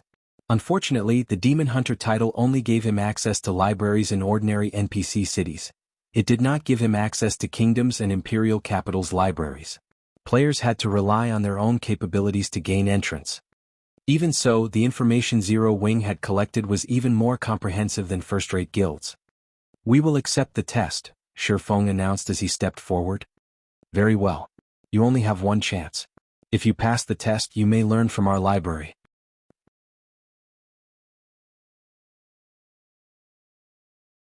Chapter 932, Advantage of Tier 1 Players. Hellscythe_Fluffy Goblin. When the team heard that they could enter the Titan library if they passed the test, elation colored their expressions. The team's magical classes were particularly eager, their eyes alight as they hungered to enter the library as soon as possible. "Everyone rest up. Make sure you are in peak condition before you challenge the test," Shi Feng instructed his team. Each person only had one chance to pass the test. If they failed, they would not gain access to the library, they would only find another chance to take the test when they came through the trial again. However, it would be far more difficult to reach the Titan library next time. While Shi Feng was confident in leading everyone to Titan City, the same could not be said for the Titan library. In the past, many independent players had chosen to take the library's test whenever they got their hands on a pass. However, since reaching the Titan library was more difficult than the direct path to Titan City, very few players had passed the test. Even so, everyone wanted to try. This was all because players could learn extremely rare skills in the Titan library. These rare skills could improve a player's combat power significantly. For example, Shi Feng's Flame Burst was one such rare skill. Moreover, these skills generally did not require proficiency to level, only EXP. Hence, a player could dump a large sum of EXP into leveling these skills during a crucial moment with the hope of turning the situation around. Your test is simple. Because you are all Tier 1 classes, you just need to kill a chieftain of the same level within a certain time. If you fail to defeat your opponent within the given time, you fail the test. After the Titan NPC finished explaining, the spear in his hand trembled. Suddenly, a golden magic array with a 5-yard radius appeared a short distance away. That is your arena. When you are ready to take the test, simply step into the array, the Titan NPC said as he pointed at the golden magic array. The NPC then fell silent as he resumed guarding the closed gates. As the team members listened to the test rules, they frowned. Ordinary experts could not solo a chieftain of the same level, not to mention doing so within a limited time. Since the system had placed a time limit on the test, it was obvious that players would not have long. "Just enter the array when you're ready," Shi Feng said. He could not help but laugh and shake his head when he saw everyone's depressed expressions. In reality, Tier 1 players had a benefit when they came here. When Tier 2 players took the test, they had to solo a High Lord of the same level. That monster was 2 ranks higher. Compared to a High Lord, a chieftain seemed cute. After saying so, Shi Feng entered the magic array. He then transformed into a streak of golden light and disappeared. After watching Shi Feng enter the test, the rest of the team stepped into the magic array as well. Even if they were not confident of succeeding, they had to try. After players entered the golden magic array, they were transported to a peculiar space. When Shi Feng opened his eyes, he discovered that he had teleported to a wide, open prairie with no end in sight. Meanwhile, 200 yards away from him lay a flaming rhinoceros that was over 5 meters tall. Crimson Rhinoceros, Elemental Being, Chieftain. Level 43 HP 400, 000/400,000. The library's test monster had far less HP than an ordinary chieftain. The point of this test was to see if players could face these monsters head-on. As Shi Feng prepared to approach the rhinoceros, he heard the sound of a system notification. System, you have 10 minutes to complete the battle. If you cannot finish the battle within the allotted time, you will be automatically transferred out of this instance. The system's giving players 10 minutes? It sure is favoring Tier 1 players. Shi Feng could not help but sigh. When Tier 2 players challenged the test, they only had 20 minutes. However, their monster was a High Lord. Wasting no time, Shi Feng walked towards the Crimson Rhinoceros. When Shi Feng was only 70 yards away from the Crimson Rhinoceros, the chieftain discovered his presence. Immediately, it snorted scorching flames from its nostrils and stomped the ground angrily. It then charged at Shi Feng. When it moved, it thundered like a speeding truck. Seeing this, Shi Feng activated Flame Burst. With light steps, he easily evaded the Crimson Rhinoceros's charge and slashed the chieftain's back. Puh! The attack sent the rhinoceros flying over a dozen yards. When it slammed into the ground, it released a pained cry. A damage of -28,167 points appeared above its head. Shi Feng then activated Silent Steps and appeared behind the Crimson Rhinoceros. He brandished his swords at the chieftain, every slash leaving a deep cut. Suddenly, Shi Feng's attack triggered Killing Ray's lightning effect. Combined with Flame Burst's effect, the attack dealt -67,846 damage. Before Shi Feng had used all of Flame Burst's attack counts, the Crimson Rhinoceros burst into flames, disappearing from the prairie and leaving behind a black iron token. The token was the required proof he needed to enter the Titan Library.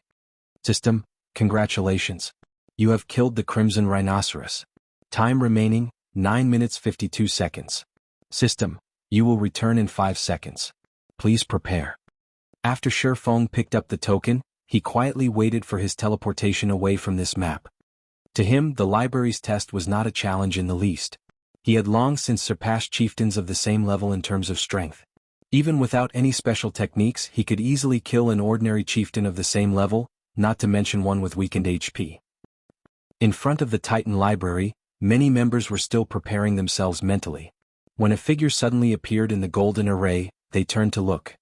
What? Someone has finished already? It's only been a few seconds. Did the monster kill them? Those who hadn't taken the test yet grew even more nervous. However, when Shi Feng emerged, their jaws dropped. Isn't he too fast? None of them doubted that Shi Feng had passed the test. If he couldn't do it, no one could. However, he had cleared the test astonishingly fast. Not even 20 seconds had passed since he had entered the array. That was a chieftain they were talking about. A party dungeon's boss. This wasn't some ordinary monster they usually farmed. Why haven't you guys taken the test yet? Shi Feng glanced over the group before the gates. There were over 24 players who had yet to take the exam, and they were all Yolan's subordinates. He then advised them, relax. The test isn't as difficult as you imagine. Although the monster is indeed a chieftain, its HP has been reduced. Yolan's subordinates were speechless. Even with reduced HP, a chieftain was still a chieftain, yet Shi Feng talked as if it was some random mob that was too easy to slaughter. Shortly after Shi Feng had returned, Fire Dance stepped out of the magic array as well. Following which, one player after another emerged. Why are there so many people ahead of me? When Bloodsucker returned, he saw a large group already standing before the iron gates. Even Violet Cloud was among them. He was confused.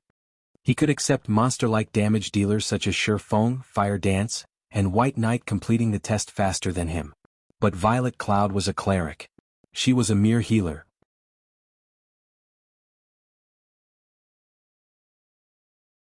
Chapter 933, Grand Wizard. Hellscythe_Fluffy Goblin.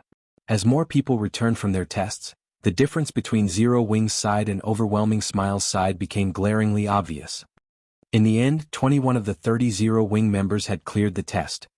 As for Overwhelming Smile's 50 members, only 15 had passed.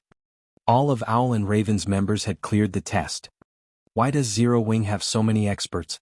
Yulan was shocked when she saw how many players from Zero Wing's side had passed. Although she knew that there was a huge gap between their teams, she had not realized how massive that gap was. Yulan wasn't the only person caught by surprise. Even an expert like War Wolf was astonished. They had formed their team by poaching experts from various sources. Overall, their team could rival even first-rate guilds' main forces. On the other hand, Zero Wing had only developed in Starmoon Kingdom, yet regarding the quality and quantity of experts, Zero Wing's team was far greatly superior to theirs. Since everyone has finished the test, those who did not pass will wait by the entrance. Those who passed can head inside, Shifeng said as looked over the team. He had sensed Yulan and her group's confusion. However, he simply smiled at their actions. He then arranged for everyone to enter the library. Naturally, it was impossible for Zero Wing to surpass first-rate guilds in terms of quantity of experts. First-rate guilds had been developing in the virtual gaming world for a long time. In addition, these guilds weren't limited to developing in just one country but multiple. In terms of member count, they exceeded Zero Wing by many times. Zero Wing was no match for them. Zero Wing's only advantage over these guilds was their number of top-tier experts. This was also why Shifeng wanted to develop in other countries. There were only so many top-tier experts in Starmoon Kingdom. Unless they nurtured their own, they couldn't continue to build their forces of top-tier experts. Furthermore, they needed to recruit far more elite and ordinary expert players. Following which, under Shifeng's lead, all those who passed their tests began entering the Titan Library one after another. The Titan Library was relatively ancient in God's domain. It was far older than any kingdom or empire's library. Those libraries could not compare to the information it contained. Suddenly a gray-robed man with a blurred face appeared before the team and said, "Young adventurers, welcome to the Titan Library. I am Warren, the manager here." Warren was not a Titan. He was the same size as an ordinary human. As if he were a robot, he spoke without emotion.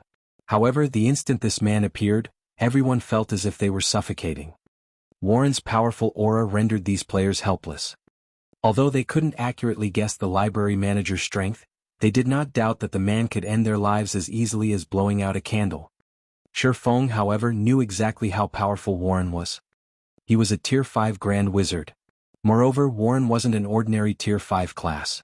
He was a Grand Wizard who had mastered all 4 major elements. A Grand Wizard with mastery over 2 elements was already impressive. Tier 5 players generally only mastered one element, and it was exceedingly difficult to master another. In Shifeng's previous life, disaster had befallen Titan City, and it was only thanks to manager Warren that this disaster had been mitigated. Warren had fought 3 Tier 5 abyssal monsters. Normally, it would take a small army of Tier 5 players to defeat just one Tier 5 abyssal monster, yet Warren had single-handedly defeated all 3. The news had spread through God's domain like wildfire. It was also then that players had realized just how frightening a Grand Wizard, who had mastered all 4 major elements, was. Now that you have come this far, you are allowed to search for one skill book to learn from. The Titan Library has stood for many years and has collected various skill books from all across God's domain. One can even find legendary Tier 6 skill books on these shelves. However, you only have 3 hours to find a skill book, and you only have 3 opportunities to learn from this library throughout your lifetime. There are also various restrictions in the library. The stronger the skill book is, the stronger the restriction will be. What kind of skill book you obtain will depend on your own abilities. Do not waste time out of greed over a powerful skill, Warren explained slowly. Hearing this, the player's eyes lit up with excitement. In God's domain, a skill's rarity increased with levels and tiers. Currently, even Tier 2 skill books were beyond players, let alone Tier 6. Only someone like Shifeng understood how precious a Tier 6 skill book was. Its value could even rival that of a fragmented legendary item. Tier 5 skills and spells weren't easy to obtain either. One had to be lucky to find one. Even after reaching Tier 4 and 5, many players in the past had only possessed a few skills or spells of the same tier. Meanwhile, Titan Library just happened to allow players access to these rare skills and spells. Hence, players constantly fought to challenge the Titan Library's test. Unfortunately, very few players had ever come this far. This opportunity to grasp a high-tiered skill or spell was far more valuable than an epic weapon.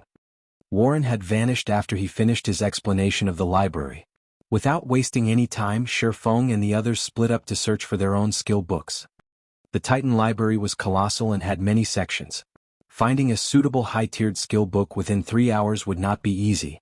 Hence, they needed to cherish every second they had. following which Shifeng dashed towards the section for melee skills. In the Titan library, skill and spell books were not categorized by class. Rather, they fell into 4 main groups: melee skills, range skills, healing spells, and destruction spells. Melee players like Shifeng had to head towards the melee skill section. Of course, one could also choose a skill from the range skill section.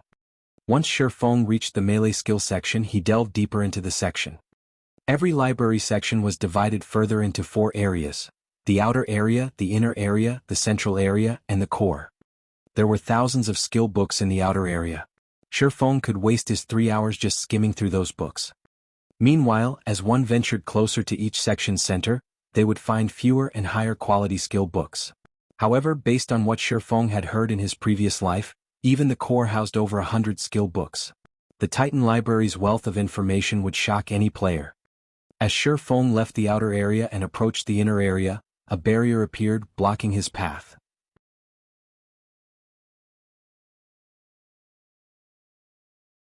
Chapter 934, Tier 3 Sure Kill Skill. Hellscythe_Fluffy Goblin. The barrier against Tier 1 classes is stronger than I expected. Shifeng lifted a hand to the invisible wall. The wall acted like a massive repulsion field that enclosed the 3 innermost areas. Players could not force their way in. This was also why Warren had warned them not to be greedy. There were too many skill and spell books in the Titan library, and it was very difficult to find a book that suited each player within a limited time. If they focused on breaking through these invisible barriers, they might leave empty-handed. Players could not rely on their strength to break through the library's barriers. They could, however, rely on techniques. Upon reaching the repulsion field, players' every aspect would be suppressed to a certain extent. Even Tier 4 and Tier 5 players were not exempt. Inside the repulsion field there were countless air currents. These air currents would barrage anyone within the field. If players did not respond appropriately, they would be thrown from the repulsion field. As Shifeng entered the field, many others also began to move. None of them were interested in the outer area skill books. However, the moment these people entered the repulsion field, they slowed to a crawl as if they had been submerged in mud. With their speed crippled, several streams of air rushed at them. Failing to dodge in time, these people were expelled from the repulsion field. One of Raven's members, Masked Angel, rushed into the repulsion field. "You think you can stop me with this little trick?" Once Masked Angel stepped into the repulsion field, he sneered as he pushed further into the inner area with long strides. Over 100 yards of repulsion field separated the outer and inner area. Masked Angel quickly crossed over a dozen yards through the field, moving as if the air currents were non-existent. "Amazing!" a few people who had been thrown from the repulsion field exclaimed. When they had entered the repulsion field, they hadn't been able to move normally at all, yet Masked Angel did not seem to have any issues. As a few streams of violent air tore towards Masked Angel, he dodged every one with a mysterious footwork technique. He then continued forward. What? How are his movements so smooth? Does the suppression strength depend on the player? That shouldn't be the case. These players watched Masked Angel reach the halfway point with envy. As long as Masked Angel passed through this restricted area, he could search the inner area's skill books. Even a fool could guess the difference between the outer area's skill books and those in the inner area. They had already flipped through a few skill books in the outer area, and all they found were Tier 1 and Tier 2 books. While these skill books were very valuable, they would be of little use in the future. Only the inner area skill books could give them an edge as they leveled. As expected of an expert of Raven, he discerned the repulsion field's rules as soon as he entered. Shifeng was not particularly surprised when he saw Masked Angel move through the repulsion field with ease. After all, Masked Angel was a refinement realm expert. The resistance players encountered in the repulsion field was not monotonous. Rather, it changed randomly. Players might encounter weaker resistance in some areas, and stronger resistance in others. It was like firing an automatic machine gun from a long distance. One or multiple bullets might cross some areas, while others wouldn't see any bullets. If someone attempted to charge through the repulsion field while ignoring this fact, they would quickly be expelled to the outer area. However, if one knew where the bullets would fly, traversing the repulsion field would be a simple matter. Unfortunately, adapting to the various resistances wasn't so simple. Once Masked Angel had ventured over 50 yards through the repulsion field, his expression darkened. He also began to stiffen. More air currents began to assault him simultaneously, going from the initial 3 to 5 to 7 or 8. The repulsion field began to grow more difficult. Finally, when Masked Angel was 70 yards deep, an air current struck him and threw him from the field. The spectating players in the outer area were dumbfounded. Masked Angel had been doing fine up until this point. Why had he been suddenly thrown from the field? Why did the difficulty increase so dramatically? Masked Angel's expression had twisted into something ugly. Do they even want us to pass through this thing? Others might not have realized what had just happened, but he was very aware. The moment he reached the 50-yard mark, the repulsion field rapidly grew stronger, going from strong to weak and weak to strong more quickly. Even Masked Angel found it difficult to cope with the changes. Furthermore, he faced far more attacks, making it more difficult to follow the resistance change. In the end, even after drastic evasive maneuvers, he had been removed from the field. After Masked Angel had been thrown out, Shi Feng entered the repulsion field. To others it might be difficult to cope with the constantly changing resistance, but to Shi Feng it was a walk in the park. He didn't even need to employ any techniques to avoid the incoming currents. Impossible. Masked Angel was momentarily stunned. It looked as if Shi Feng strolled casually down a road. Even after the 50-yard mark, Shi Feng continued comfortably. After a short moment, he had left the repulsion field behind and reached the inner area. What Masked Angel did not know, however, was that neither the resistance's strength nor the air current's attacks were effective against Shi Feng's perception. After reaching the inner area, Shi Feng casually browsed a few skill books. He did not hurry towards the central area. The barrier between the inner area and central area was many times stronger than the barrier separating the outer and inner areas. This barrier had even troubled God's domain's apex experts of the past. Extremely rare Tier 4 skills could be found in abundance in the inner area. Shi Feng could also see plenty of Tier 3 sure kill skills. These sure kill skills were similar to Shi Feng's Flame Burst. Flame Burst was a Tier 2 sure kill skill that players could learn at Tier 0. Meanwhile, the skill could be upgraded by sacrificing EXP. However, it could only reach Tier 2. Even with this limitation though, its advantages were obvious. Learning Flame Burst did not require a particular tier. It did not require skill proficiency either. Sure kill skills were extremely rare in God's domain, much less a Tier 3 sure kill skill. In the auction house it would sell for more than an epic item. After all, many players in God's domain would hit their limit after reaching Tier 3. It was incredibly difficult to advance. For these players, their Tier 3 sure kill skills would never grow old, allowing them to hold their top ranks among Tier 3 players. However, this would not satisfy Shi Feng. He still had plenty of time. He could attempt to reach the section's central area. God's domain's apex experts dreamed of the Titan Library's central area. Not only did the central area house Tier 5 skill books, but it also held Tier 4 sure kill skills. However, as the difficulty of reaching the Titan Library increased as one moved up in tiers, very few apex experts could make it into the library in the first place, not to mention the central area. Since he was already here, he had to try. If it really were not possible to proceed further, he would simply choose a Tier 3 sure kill skill that was suitable. Following which, Shi Feng arrived before the next barrier. Unlike the inner area, there was no powerful repulsion field preventing him from reaching the central area. Instead, everything before him was shrouded in darkness. He could not see inside the central area whatsoever. Suddenly, someone flew out of the darkness and slammed into the ground. This person was none other than Raven's Bloodsucker. However, Bloodsucker was extremely pale, his face empty of blood. He seemed sapped of all energy. He looked like as if he had just fought through a long life-or-death battle, completely exhausted. You need to be careful.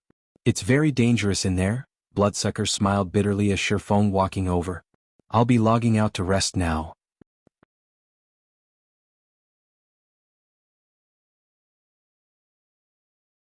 Chapter 935, Sword Trajectory. Hellscythe_Fluffy Goblin. As soon as Bloodsucker finished speaking, he logged out of the game. Is the mental burden really so heavy? Shi Feng frowned as he watched Bloodsucker vanish. After having observed Bloodsucker for a time, Shi Feng was certain that the man was a Void Realm expert. Even in a super guild he would be in apex existence. This was also why Bloodsucker had been so confident when he had promoted his skills. To pass the Titan Library's inner test, a player had to rely on their techniques. their skills and equipment wouldn't help them in the least. Feng found it hard to imagine how difficult it was to reach the central area for an expert like Bloodsucker to be rendered helpless. When a player overdrew on their mental strength, they generally had to rest for 3 to 5 hours to recover. Even if one used an S-rank nutrient fluid to aid in their recovery, they would need to spend roughly an hour in the real world to recover fully. However, players were only given 3 hours to choose a skill book in the Titan library.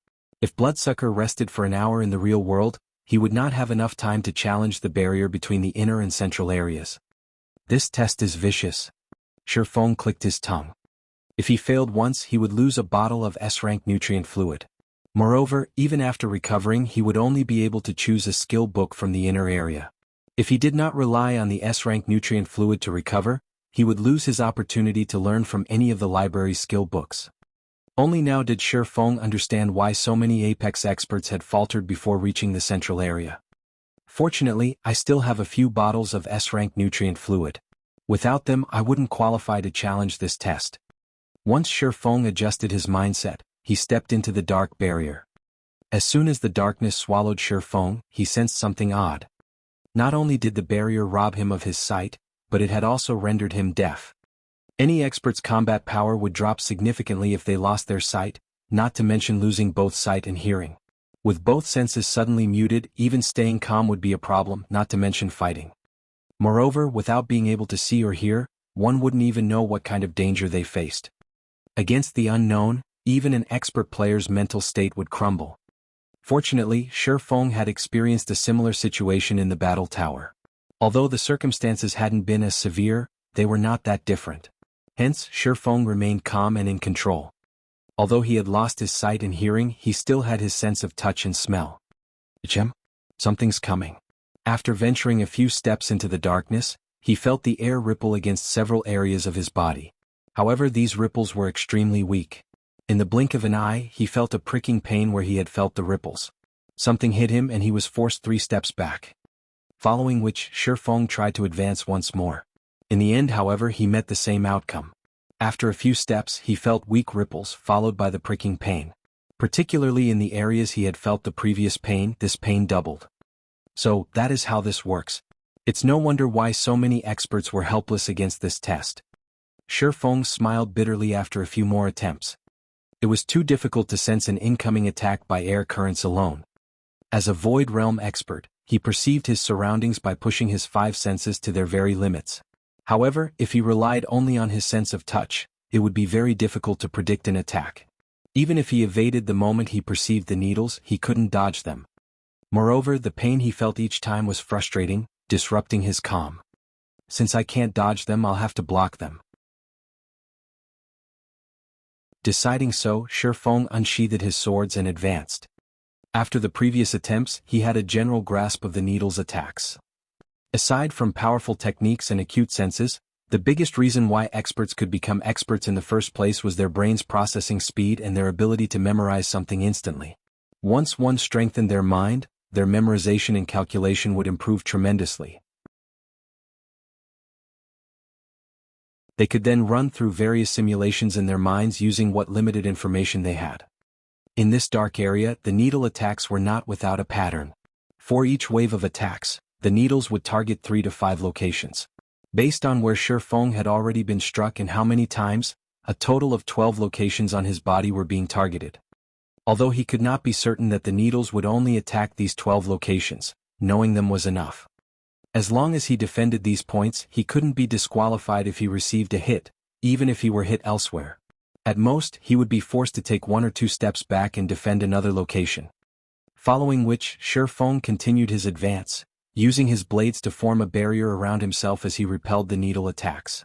Moreover, as he brandished his swords, Feng refined his sword's trajectories, little by little, gradually reducing his excess movements and strengthening his defense. As Feng had speculated, there were more than 12 targets on his body. 14 areas were being targeted. These 14 points seemed to contain some kind of hidden meaning. As Feng improved his sword trajectories, the defensive range enlarged as well.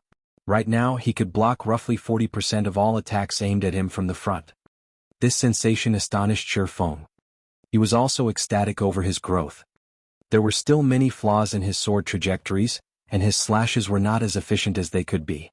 However, now that he could block 40% of the attacks coming from the front, he could theoretically block 20 of 50 targeted attacks launched from in front of him. After Shifeng had ventured 50 yards into the darkness, 6 to 8 attacks assaulted him simultaneously. The number of targets on his body also rose from 14 to 21. The sudden change disrupted Shifeng's rhythm, causing him to waver back and forth over the 50-yard mark. As attacks continuously struck his body, his pain grew more intense. The attacks were even painful enough to force a strong-willed person like Shifeng to grit his teeth. However, although the pain distracted him slightly, Shifeng's determination grew as he fought. Now that he had to block 21 points, his sword trajectories became more complex. After half an hour of refining his techniques and eliminating unnecessary movement, Shifeng finally pushed past the 50-yard mark. He could now block all of the needle attacks that assaulted him. When he had ventured past the 80-yard mark, the attack count increased once more, increasing to 14 to 18 attacks at a time. Furthermore, he now had to defend 32 points. Although he only had to block another 11 areas, the necessary sword trajectories multiplied by several times. Even Shifeng struggled to cope with this qualitative change. Even after refining his movements for over an hour, his technique still had plenty of flaws. However, he could now block 60% of the attacks launched from his front. After several more failed attempts to perfect his sword trajectories, Shifeng decided to gamble. Rather than trying to block all 32 targeted points, he gave up his defense over a few that did not follow his trajectories. Gritting his teeth and enduring the pain, he then attempted to cross the final 20 yards. In the end, with only 20 minutes of his 3 hours remaining, Shifeng finally broke through the darkness and reached the Titan Library's central area.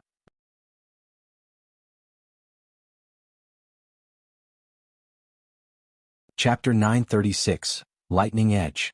Hellscythe_Fluffy Goblin. Unlike the library's inner area, which contained many ancient bookshelves lined with books, the central area had various globes of blue water rotating around a 3-story tall water globe. As soon as Shifeng set foot into the central area, he felt his consciousness waver. The constant pricking pain he had felt in the darkness had pushed him to his limits. The Titan Library really is a special place. Shifeng sat down and took several deep breaths. Although he was very tired, he was ecstatic. However, his excitement was not due to his success in reaching the central area. Rather, he was thrilled about what he had gained in the darkness. Never in his dreams had he thought that he would find a secret technique hidden in the darkness. The sword trajectories he had employed to defend the 32 targeted points was profound. It was even more astounding than an advanced combat technique. Shifeng had realized how frightening this secret technique was as he had continued to improve his sword's trajectories. If he could grasp this sword trajectory, his swordsmanship might even surpass Sirius's 6-in-1 combination attack. Not bad, young man. It's been a long time since someone's reached this area.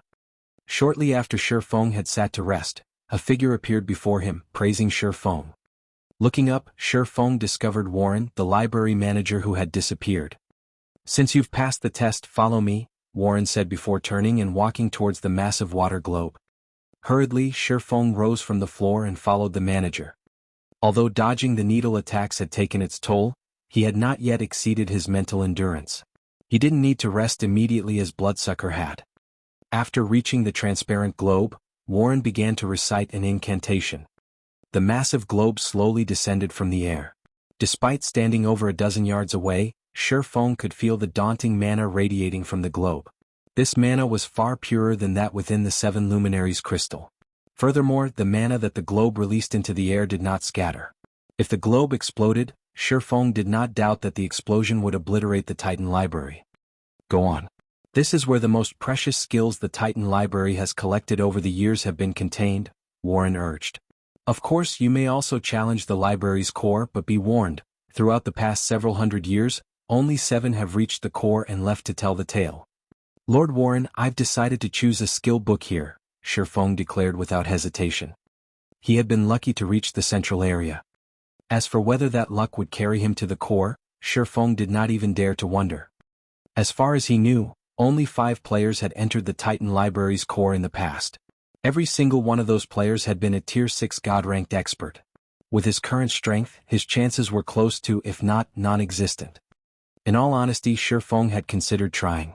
Unfortunately, his time was running out. On the off chance that he overextended his mental endurance and was forced to log out to rest, he might even drown in his regrets. A wise decision. Warren nodded pleasantly. The magic barriers inside the Titan library are the blood and sweat of the 10 saints. That is especially the case for the magic barrier that protects the core.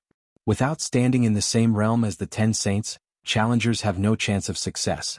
Had you attempted to challenge the barrier, you would have been disqualified. Shifeng rolled his eyes at the manager.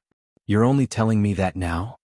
Following which Shifeng disappeared into the massive water globe. Upon entering the globe, a list of books appeared before Shifeng. Every skill book listed was either a Tier 5 skill or a Tier 4 sure kill skill. The list contained hundreds of them. Shifeng's eyes drifted to the Tier 4 sure kill skills without even glancing at the Tier 5 skill books. Although Tier 5 skills were much stronger than Tier 4 sure kill skills, one could only learn the former after reaching Tier 5. To his present self, a Tier 5 skill book would be as useless as a very expensive paperweight. It was not nearly as practical as a Tier 4 sure kill skill. There were a total of 133 Tier 4 sure kill skill books on the list, and Shifeng rejoiced at the sight. If he could learn them all, every Tier 4 player would be no more than a punching bag. There was a wide variety of skills to choose from.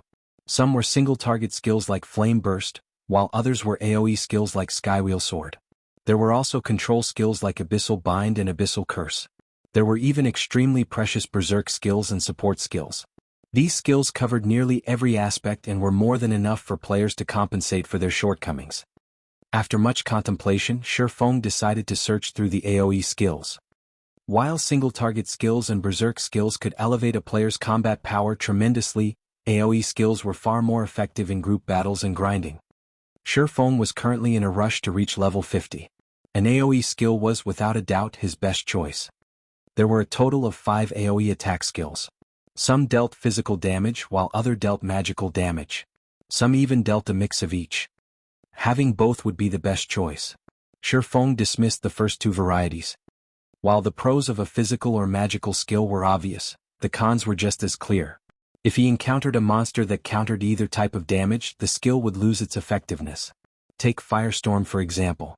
If he used the skill against a fire-type monster or an elemental being, the skill wouldn't help him.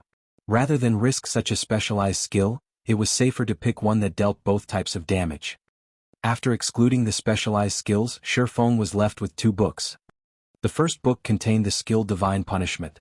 When activated, the skill dealt a combination of physical and holy damage to monsters in a targeted area. The skill covered 20 yards in every direction and had a cooldown of 10 minutes. The other skill was Lightning Edge. Upon activation, it would deal a mix of physical and lightning damage to monsters in a cone. The skill had an initial coverage of 30 yards and a cooldown of 15 minutes.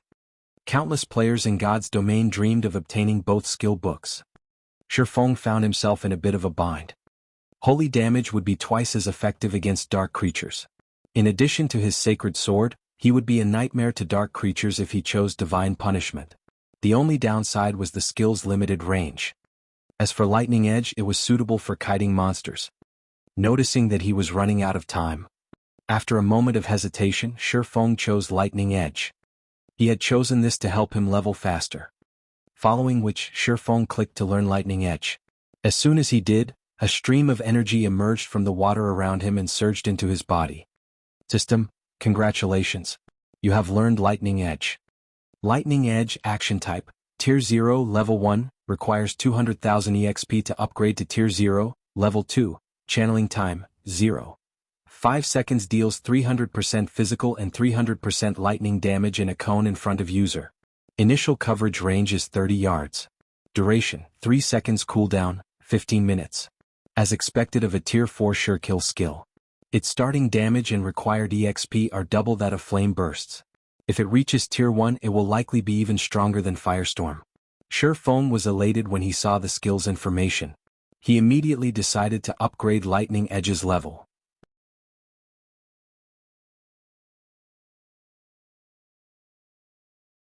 Chapter 937. Team Improves. Hellscythe_Fluffy Goblin. Shifeng was currently level 43. However, even after upgrading Lightning Edge to Tier 1 Level 1, he remained at level 43. However, upon reaching Tier 1, the required EXP to upgrade the skill and the skills might had undergone a qualitative change. Lightning Edge Action Type, Tier 1 Level 1, requires 200 million EXP to upgrade to Tier 1, Level 2, Channeling Time, 0. 5 seconds deals 700% physical and 700% lightning damage in a cone in front of user. Initial coverage range is 50 yards. Duration, 5 seconds cooldown, 10 minutes. Shifeng had intended to upgrade the skill further. Unfortunately, doing so would drop him to level 42, which would, in turn, decrease his overall attributes and affect his performance when they attempted the entrance trial's final stretch. Hence he decided to hold off for now. After Shifeng learned Lightning Edge, Warren transported him out of the library, returning him to the entrance. Everyone else from Zero Wing's team who had entered the library had already learned a skill or spell and already returned to the entrance. They all looked ecstatic. The number of skills and spells the Titan library contained was simply mind-blowing, and their rarity was equally staggering. Despite most of the players only being capable of choosing a skill from the outer area, they had still boosted their combat powers significantly. Look at how excited you all are. What kind of powerful skills did you guys learn? Shifeng asked, a soft chuckle escaping from his lips. Leader, did you know that Sister Aqua reached the inner area? She learned a large-scale destruction spell. Violet did as well and learned an AoE healing spell. As for Sister Fire, although she didn't learn an AoE skill from the inner area, she learned a powerful control and weakening skill. Even a boss won't be able to shrug off the skill's effects. Kola enthusiastically explained. The skills one could learn in the outer and inner areas were worlds apart. In the outer area one could only learn rare Tier 2 skills, while in the inner area one could learn Tier 3 sure-kill skills. There was simply no comparing the two. Furthermore, the skills Aqua Rose and the others had learned in the inner area would be of immense help to their current team. It was especially true for Violet Cloud's AoE healing spell. At present, all skills the various healing classes could learn were single-target healing spells. There was not a single AoE healing spell available for their low tier. Now that Violet Cloud had learned one, she could act as multiple healers. When they raided dungeons in the future, they could afford to bring fewer healers and more damage dealers. Excluding Shifeng, 14 people had reached the library's inner area. Among them, 3 belonged to Zero Wing, 3 belonged to Raven, 5 belonged to Owl, and 3 belonged to Overwhelming Smile. This outcome stunned Zero Wing's members. While Aqua Rose and the others, more or less, knew the identities of Raven's members, Owl's members were complete strangers, yet among the team of 14 players, 5 had reached the inner area. The small team's strength was astounding. Where did the guild leader meet these people? Aqua Rose was deeply shocked as she watched White Knight and his companions. There are so many experts in just a team of 14 people. After the team's performance in the Titan Library, Aqua Rose finally understood how strong White Knight and the others were. As for Yulan, who rested by the side, her expression suggested that she had finally come to understand the guild known as Zero Wing. She knew how difficult it was to venture from the outer area to the inner area. Even after trying her hardest, she barely broke through the barrier. As for the other 2 players on her team who had reached the inner area, they were War Wolf and Soaring Snake. Everyone else had only made it to the 80-yard mark. Although she did not know how far Shifeng had progressed, reaching the inner area should have been a walk in the park for him. With this, of Zero Wing's 50 people, 12 had managed to reach the inner area. The team's strength was intimidating. Yulan even suspected that even if she scoured Starmoon Kingdom and combined the strength of every guild within its borders, she wouldn't form a team as powerful as Zero Wing's. Since everyone has gathered, let's proceed to the trial's final stage, Shifeng declared after confirming that everyone was present. He then led the team to a teleportation array a short distance away from the Titan Library. Be careful. Healers, focus on those who are taking damage. MTs, hold down the monsters. Do not let them get away.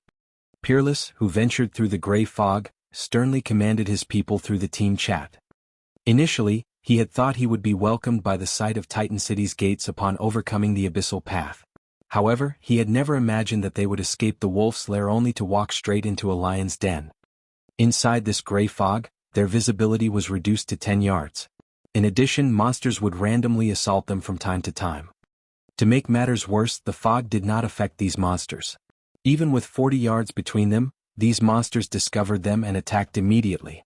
These monsters attacked with bows and arrows, and after firing a volley they would change their positions. Moreover, the monsters always targeted the cloth armor classes. If they did not defeat these archers as quickly as possible, the noise of battle would attract more enemies. Before realizing this, their team had suffered. Moreover, the players whom these monsters killed could not be revived. Their losses in this gray fog were permanent. They only had 89 players remaining now. If they lost any more members, their hopes of reaching the final goal would be dashed. Shortly after Peerless issued his orders, another volley emerged from the fog around them. The arrows were extremely fast. With the low visibility, even the agility-based classes struggled to block or evade the attacks, not to mention the targeted cloth wearers. Immediately, a white-robed cleric transformed into a hedgehog, his HP plummeting to 0 in an instant. The cleric did not even have a chance to heal himself. Charge! Don't let those monsters get away! Peerless bellowed in rage. Over a dozen melee classes immediately dashed towards the arrow's origin. Shortly after these players vanished, however, the others heard a pained scream. A few of these melee players had died instantly. 3 MTs had even been thrown back to the team, their slamming into the ground before Peerless. All 3 MTs only had a strand of HP. What happened? Peerless demanded through the team chat. The monsters they had previously faced had only been level 45 elites. Every one of these players could easily dispatch one of the monsters with help, yet not only had a few people instantly died, but their heavily armored MTs had also been thrown such a long distance. There was definitely something off here. Boss. It's a boss. One of the swordsmen who had previously charged forward, stuttered a reply. Wait. There are 3. Before the swordsman could finish his words, his name in the team status window faded to gray, signifying that this player had died. However, the swordsman wasn't the only one dead player. Those who had charged with him had died as well. Before Peerless could respond, 3 tall figures suddenly emerged from the fog accompanied by over 100 bow-wielding, 4-armed demonic monsters. Every player on the team tensed, feeling stifled. Of the 3 bosses before them, one was a Grand Lord while the other 2 were Great Lords. With this combination before them, the players crumbled in despair. As the 2 sides threw themselves into the battle, a golden radiance suddenly dispersed the dense fog. People then began to appear one after another. How? Peerless' jaw nearly hit the ground when he saw the distant figures. These figures were none other than the members of Shifeng's team, who he had seen before. However, unlike their battered players, Shifeng's team appeared unharmed, every member brimming with energy as they stood on the path towards Titan City.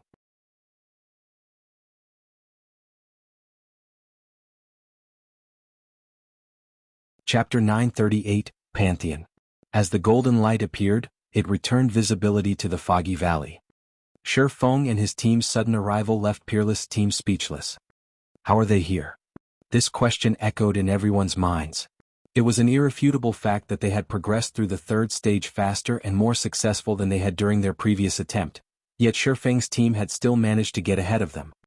The most infuriating part was that, now that they had aggroed the 3 bosses, Shifeng's team could simply head up the mountain and reach Titan City without issues. However, before Peerless and his team could figure out what they should do next, the 3 bosses charged at them. 3-headed demonic ape king, dark creature, Grand Lord. Level 45. HP 70, 000, 000/70, 000, 000. 2-headed demonic ape, dark creature, Great Lord. Level 45. HP 30, 000, 000/30, 000, 000.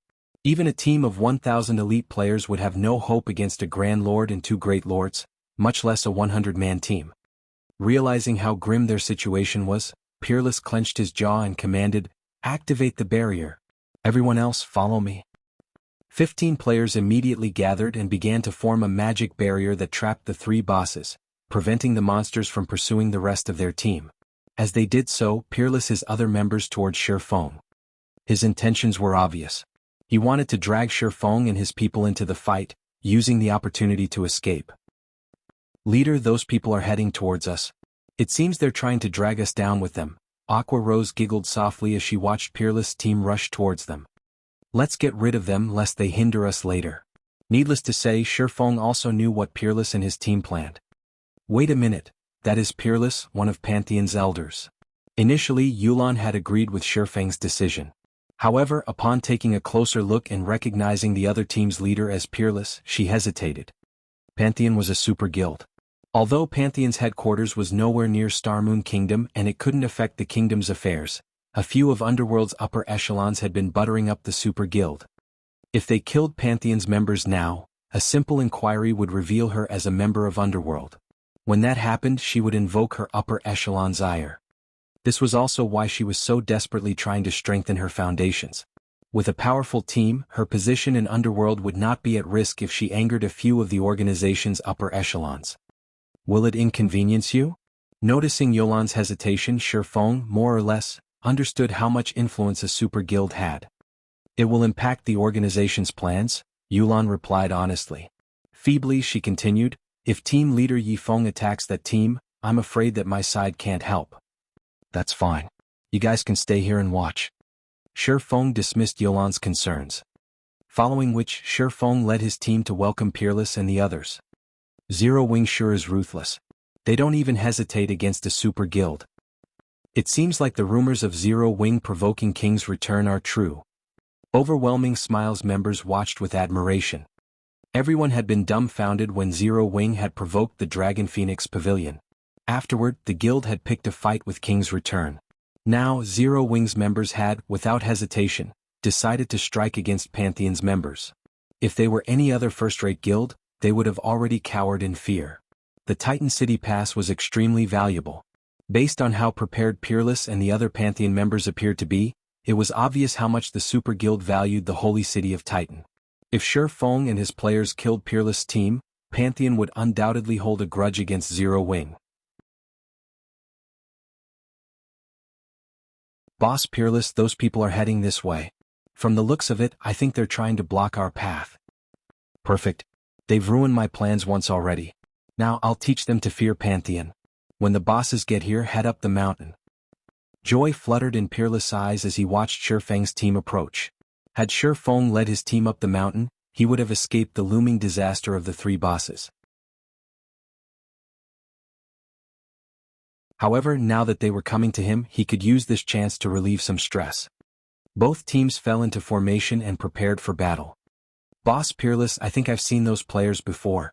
The swordsman leading the charge looks like Yifeng from the Azura battle team. Those are Zero Wing's members. Yifeng? Didn't he defeat that old monster from the Battle Wolves? When only 100 yards separated the two teams, Pantheon's members realized who they were facing. Tension sang through them as they prepared for a gruesome battle, no longer taking this fight so lightly. They also discovered something shocking: Shifeng and his team's levels. Every player was above level 40, while some had even reached level 43. It was impossible to find such a high-leveled team, even in God's domain's empires. As the teams grew closer. Although Peerless' side had the numerical advantage, his team members' expressions were grim. Previously, as both teams had been too far from each other, they hadn't noticed anything special about Zero Wing's team. However, as they closed the distance, fear began to grip their hearts. Shifeng, White Knight, Fire Dance, and a few others leading the team in particular, radiated an even stronger pressure than a lord. Why do they have so many experts? Peerless frowned, shock filling his gaze. Among Zero Wing's 50-man team, at least 9 of them felt threatening. Of the 9, he trembled in fear as the pressure of 4 specific players swept over him. He even began to wonder if he were facing another Super Guild's raid team. Why else would there be so many experts on a single team? I am Peerless, an elder from Pantheon. You must be Elder Yifeng from Zero Wing, correct?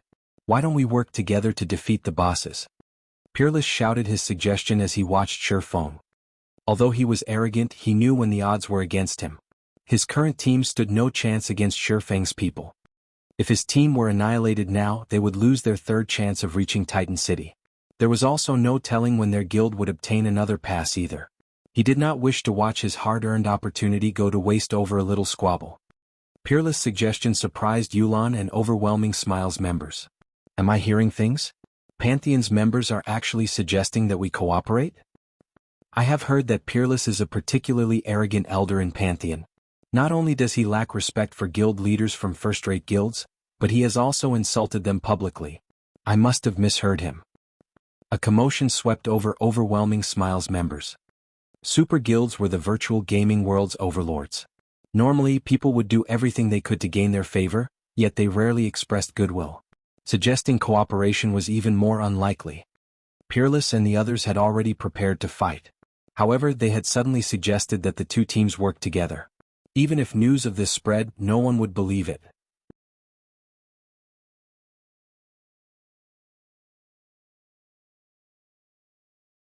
Chapter 939, Unfathomable Zero Wing. Peerless' sudden suggestion had stunned not only Yulan and her group, but it had also surprised Zero Wing's vice leader, Aqua Rose. Aqua Rose had to admit that Peerless' suggestion was tempting. Both Pantheon and Zero Wing's teams would struggle to take down 3 level 45 bosses simultaneously. If not dealt with properly, a team wipe would not be surprising. If the two teams joined hands, however, their chances of defeating the 3 bosses would increase tremendously. Although Aqua Rose was not at all familiar with the strength of Pantheon's team, the fact that they had made it this far proved that it should not be underestimated. Peerless also firmly believed that his proposal would interest Shifeng. After all, the team's ultimate goal was to enter Titan City. Moreover, more than one team could reach the Holy City as long as they cleared the entrance trial. There was no conflict between them in terms of profit. Moreover, befriending a super guild was far more beneficial than creating a new enemy. However, Shifeng replied with 3 indifferent words. No thank you. After responding, Shifeng swung Killing Ray. Lightning Edge. After reaching Tier 1, Lightning Edge's range had extended to a maximum of 50 yards. The damage spread could envelop over half of Peerless' team. Strike after strike of blue lightning arced towards Pantheon's members. Shifeng's attributes were already exceptional. Even Kola could only endure a few of his normal attacks. In the blink of an eye, the lifeless bodies of over half of Peerless' team members fell to the ground. Even the MTs who had activated their life-saving skills had lost their lives. Only those who had been outside of Lightning Edge's attack range and those who possessed skills that provided a brief invulnerability had escaped with their lives. However, these players were only a minority of Peerless' team. After Lightning Edge ended, less than 10 players remained standing on Peerless' side. Lightning Edge was in no way weaker than a boss's team wipe skill. What is he doing? Yulan was flabbergasted. Initially, she had agreed with the proposed cooperation. Not only would this eliminate the possibility of earning Pantheon's ire, but they might also have the chance to form a friendship with the Super Guild. Both she and Zero Wing would benefit greatly from an amicable relationship with Pantheon. Furthermore, their chances of clearing the entrance trial would increase. Yet, Shifeng had rejected the offer. Moreover, he annihilated the majority of Pantheon's members without a second thought. Yulan even began to wonder if Shifeng had some sort of unresolvable grudge against Pantheon. Shifeng's actions had even stunned Aqua Rose. Bloodsucker was gobsmacked as well. No matter what was said or done, these people were still Pantheon members, yet Shifeng had killed them without any hesitation.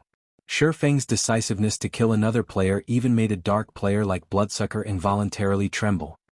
He was now even more afraid of Shifeng than he was of a bloodthirsty killer such as himself. However, Shifeng did not bother to explain his decision. Or rather, he could not. Only the first team to enter the Holy City of Titan would be awarded reputation. He would not give up the guarantee of gaining the Holy City's reputation just to gain a dispensable partner, not to mention a partner that had initially planned to use his team to distract the bosses. In God's domain, only one strength mattered. Everything else was secondary. I'll butcher you. A vein popped in Peerless' eyes when he saw his dead companions. If hatred were tangible, his would have drowned Shifeng. These players were the capital he needed to clear the entrance trial. Now Shifeng had annihilated them. Peerless then activated his berserk skill. He raised his silver greatsword and charged at Shifeng. However, before Peerless, whose body had grown slightly, could reach Shifeng, a figure appeared between them and forcibly stopped the berserker's charge. This person was none other than the Guardian Knight Turtledove. Scram! Peerless boiled with rage. He swore to himself that he would fight Shifeng to the end. Without hesitation, he sent a horizontal slash at the Guardian Knight in his way, intending to take advantage of his enhanced strength to send Turtledove flying.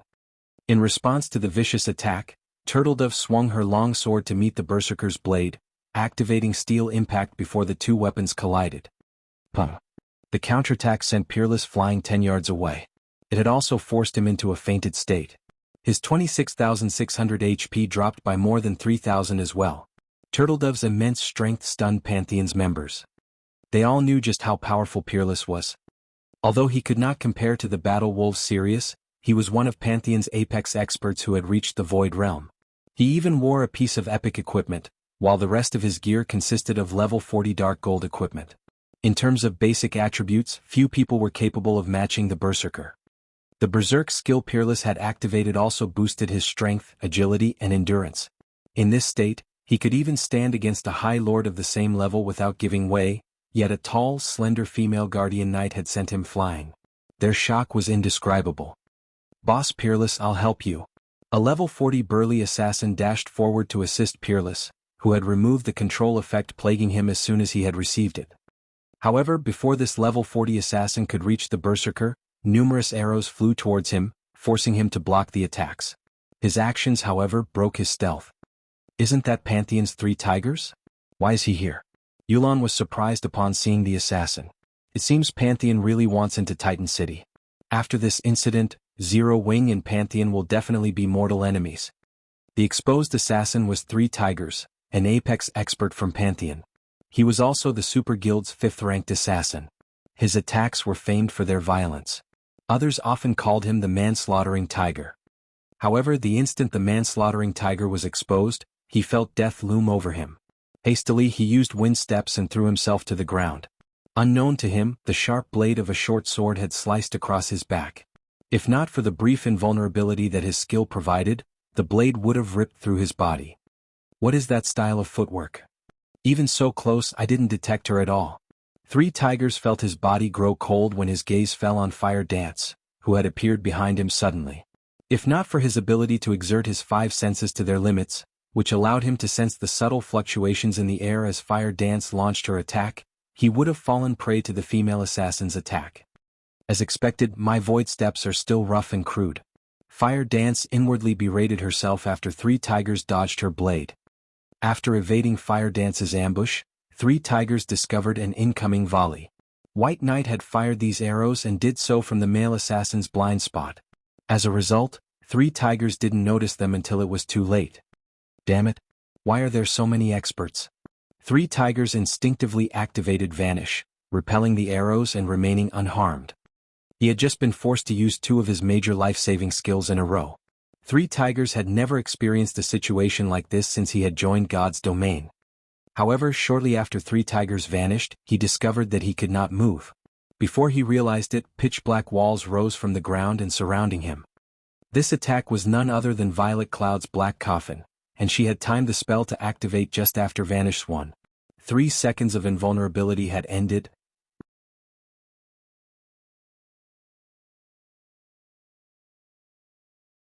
Chapter 940, Hell's Gatekeepers. Despite the fact that 3 Tigers was a top-tier assassin from a super guild, he could not think of an appropriate response to the seamless combination attack. Only when the Black Coffin began to close did 3 Tigers activate a control removal skill. Unfortunately, the half-second delay before he made a decision was more than enough time for Fire Dance to catch up to him, executing Absolute Strike. Suddenly, Fire Dance transformed into a shadowy streak that pierced through the male assassin's body. With little effort, Fire Dance, Violet Cloud, and White Knight had taken out a super guild's top-tier assassin. The surviving Pantheon members were stunned. 3 Tigers was in no way weaker than Peerless. The assassin could move about unhindered even against hundreds of elite players and dozens of experts. In a large-scale war, he could even take the enemy commander's life while surrounded by thousands of enemies. Yet, now, the combination attack of 3 people had killed him almost instantly. Their cooperation is seamless. Without skills that provide invulnerability, there is simply no escaping that attack. Warwolf sighed as he watched this scene play out. The difference between the 2 teams' experts is massive. Pantheon doesn't have a chance. As a matter of fact, Warwolf knew that even without Violet Cloud and White Knight, Fire Dance alone could render 3 Tigers helpless. Although Fire Dance was an assassin, her attributes were outrageous. Moreover, only MTs could block the female assassin's mystifying attacks with their shields. Other classes had no hope of blocking or dodging her attacks. Their only option was to maintain a distance from the assassin. Letting her get close was the equivalent of welcoming death into their homes. Yulan nodded her agreement with Warwolf's evaluation. While it might seem as if Peerless had an advantage after activating his berserk skill, Zero Wings people had many of their own terrifying skills. After all, they had just come from the Titan Library. Yulan also understood just how powerful the skills were in the library's outer and inner areas. Even 5 berserked Peerless clones wouldn't be enough to change this battle's outcome, let alone one. As Yulan was lost in her thoughts, Shi Feng joined the battle. The instant Shi Feng stepped forward, he vanished. In the blink of an eye, he appeared before Peerless, arcs of blue electricity coursing around his body. He then slashed his blade down on the berserker. Tier 2 Taboo skill Instant Strike. Die. The instant Shi Feng appeared before him, Peerless sensed the swordsman's presence.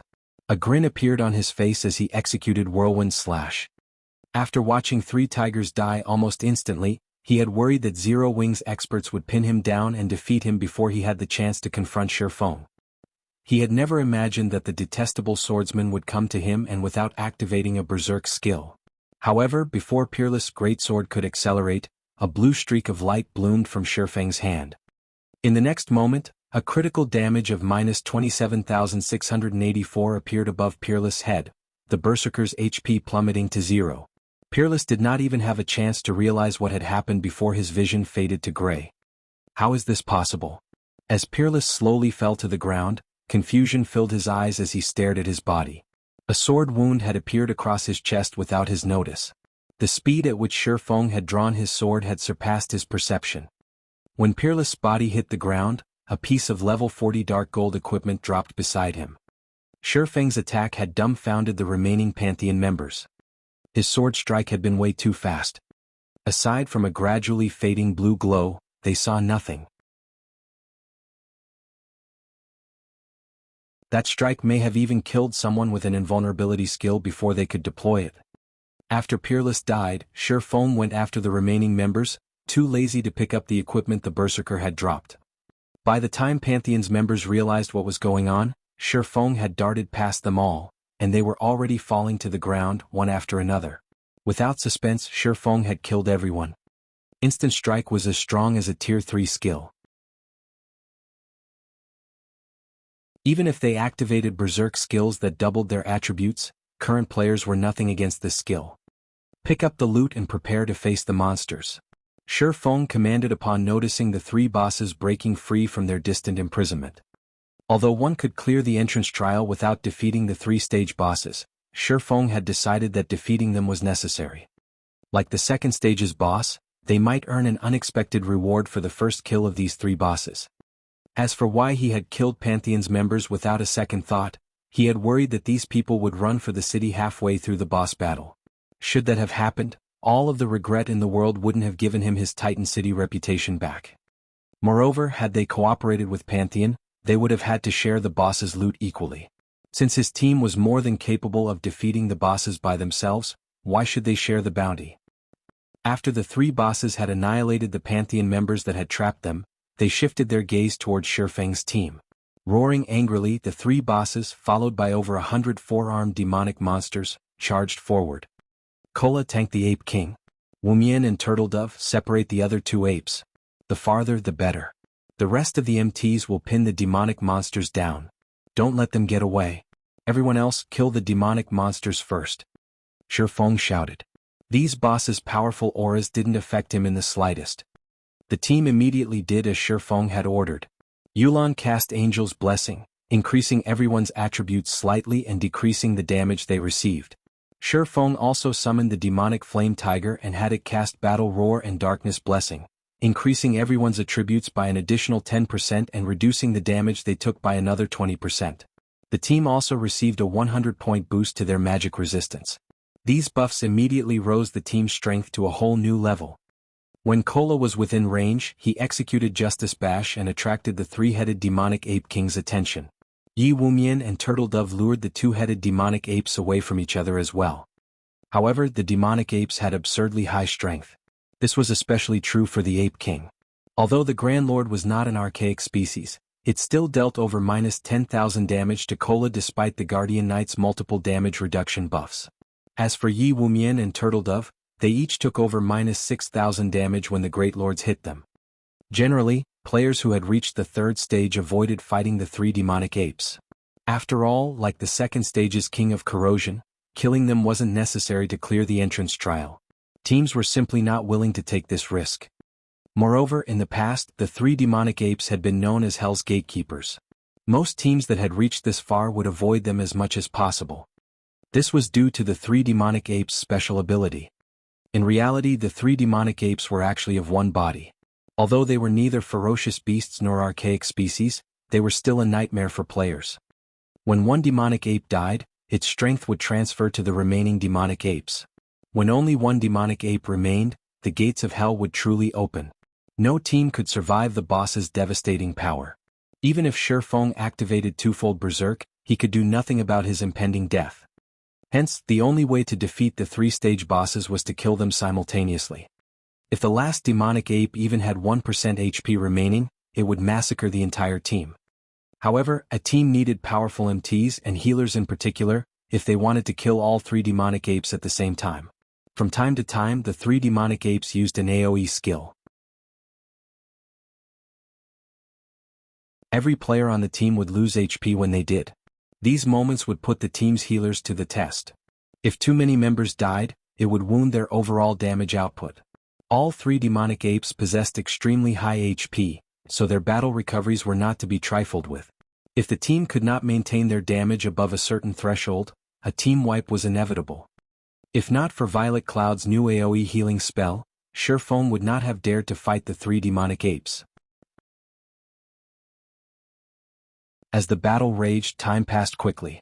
By the time everyone finished dealing with the four-armed demonic monsters, Kola was close to succumbing to the Ape King's might.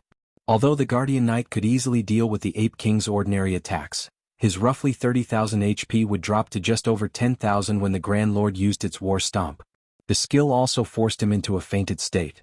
If not for a powerful healer like Violet Cloud, the Ape King's next hit would have likely killed him.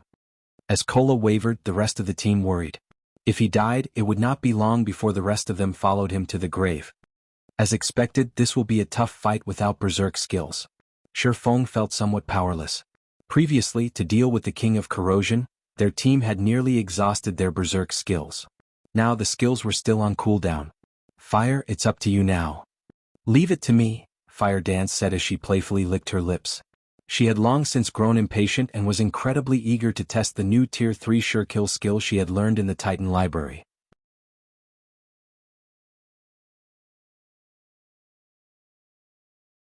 Chapter 941, Complete State.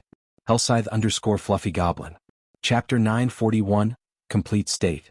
Suddenly, the three-dead demonic ape king roared and stomped the ground violently. Boom. The ground shattered instantly, a shockwave spreading from the Grand Lord.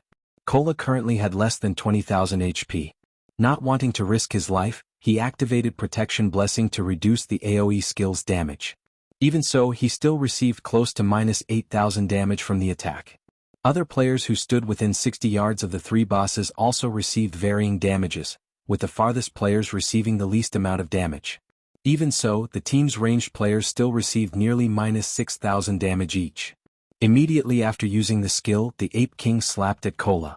The Guardian Knight hurriedly raised his shield to block the attack. The impact forced him back 3 steps before he stabilized himself. His HP dropped by almost another 5,000 points. In the blink of an eye, Kola had less than 5,000 HP remaining. If not for Protection Blessing, he would have died already.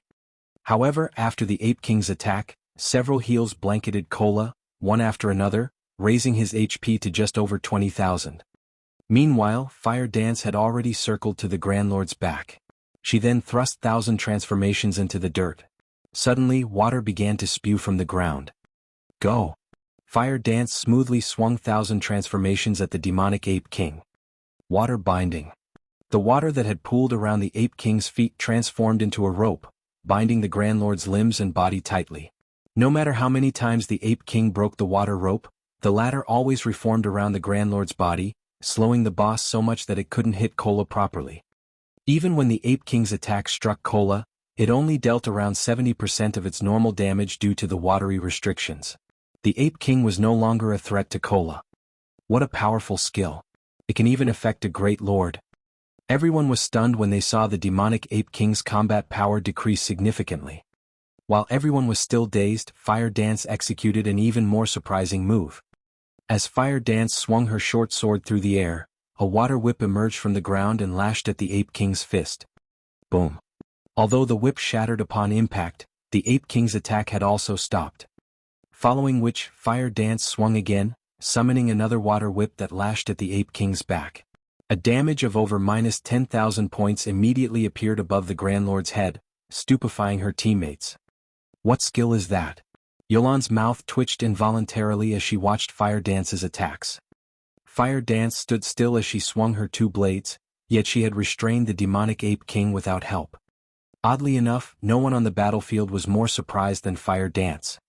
She had never imagined that the skill she had learned in the Titan Library would be this powerful.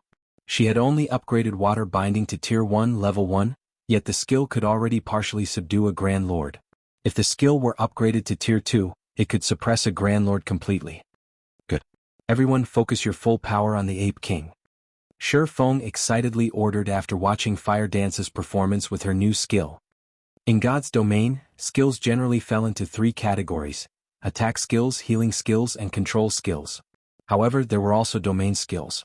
However, this type of skill was extremely rare, and players usually only discovered them after reaching Tier 4. This was also one of the reasons that there was such a huge strength gap between Tier 3 and Tier 4 classes. However, the domain skill Fire Dance had learned also had a glaring flaw. The skill's user could not move while using skill. Moreover, the skill's duration wasn't very long. Based on Shi Feng's guess, it would be a miracle if the skill lasted 10 minutes. Hence, they needed to deplete the Ape King's HP while Fire Dance was engaged with her skill. With Fire Dance's assistance, fighting the demonic Ape King became much easier. The Ape King's defense could not compare to the King of Corrosions. It was also a dark creature.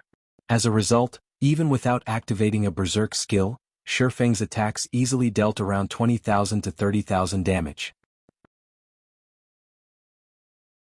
When Fire Dance's water binding ended, the demonic Ape King only had 50% of its HP remaining. As the Grand Lord's HP had dropped to 50%, Shi Feng commanded, "All DPS, distance yourselves from the Ape King and attack the other two-headed apes. Healers, focus on your mana. Use a potion as soon as the cooldown is over. Don't try to conserve them." When the demonic Ape King's HP fell to 50%, it would target a random player, executing charge and forcing the player into a fainted state before launching a barrage of rapid attacks. The Grand Lord's charge was far more powerful than a Berserker's, and even an MT with an active life-saving skill had little hope of survival against such a vicious assault. Unless the targeted player had a skill such as the Elementalist's Ice Barrier that could grant them a long period of damage immunity, or they managed to dodge the Ape King before it reached them, only death awaited the Grand Lord's victim. However, if players dealt with the two-headed demonic apes first, when the two Great Lords' HPs fell below the 70% threshold while the Grand Lord's HP was above that, the Great Lords would enter a Berserk state, their damage and attack speed increasing by 30%. Hence, for safety's sake, after reducing the Ape King's HP to nearly 50%, he shifted the team's attention towards the two-headed apes. Once the two Great Lords were almost dead, they would then return to deal with the Grand Lord. However, to achieve all of this, the team's positioning and coordination needed to be precise.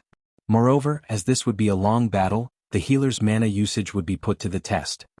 As for the three-headed demonic Ape King situation, Shi Feng had 4 other Guardian Knights support Cola. At Tier 1 Level 1, Protection Blessing had a cooldown of 3 minutes, 30 seconds. At higher levels, that cooldown would drop. As every member of the team was an expert, their skill levels were very high. Including Cola, all 5 of the team's Guardian Knight had roughly a 3-minute cooldown on their Protection Blessings. When Cola had taken on the demonic Ape King, Shi Feng had used Life Bloom on the Guardian Knight. Life Bloom had a duration of 40 seconds and a cooldown of 1 minute, 30 seconds. After including the healing from 3 healers, Cola had been practically invincible during Life Bloom's duration. Once Life Bloom's cooldown ended, the other 4 Guardian Knights would take turns casting Protection Blessing on Cola. Protection Blessing had a duration of 20 seconds, so Cola only needed 3 to tide him over until Life Bloom was ready once more. With Protection Blessing, even without Shi Feng's Life Bloom, Cola would not die. If necessary, Shifeng was also prepared to activate a life-saving skill to help Kola survive the Ape King's attacks, reducing the pressure on the Guardian Knight. With this, they formed a solid defensive cycle. Time passed quickly.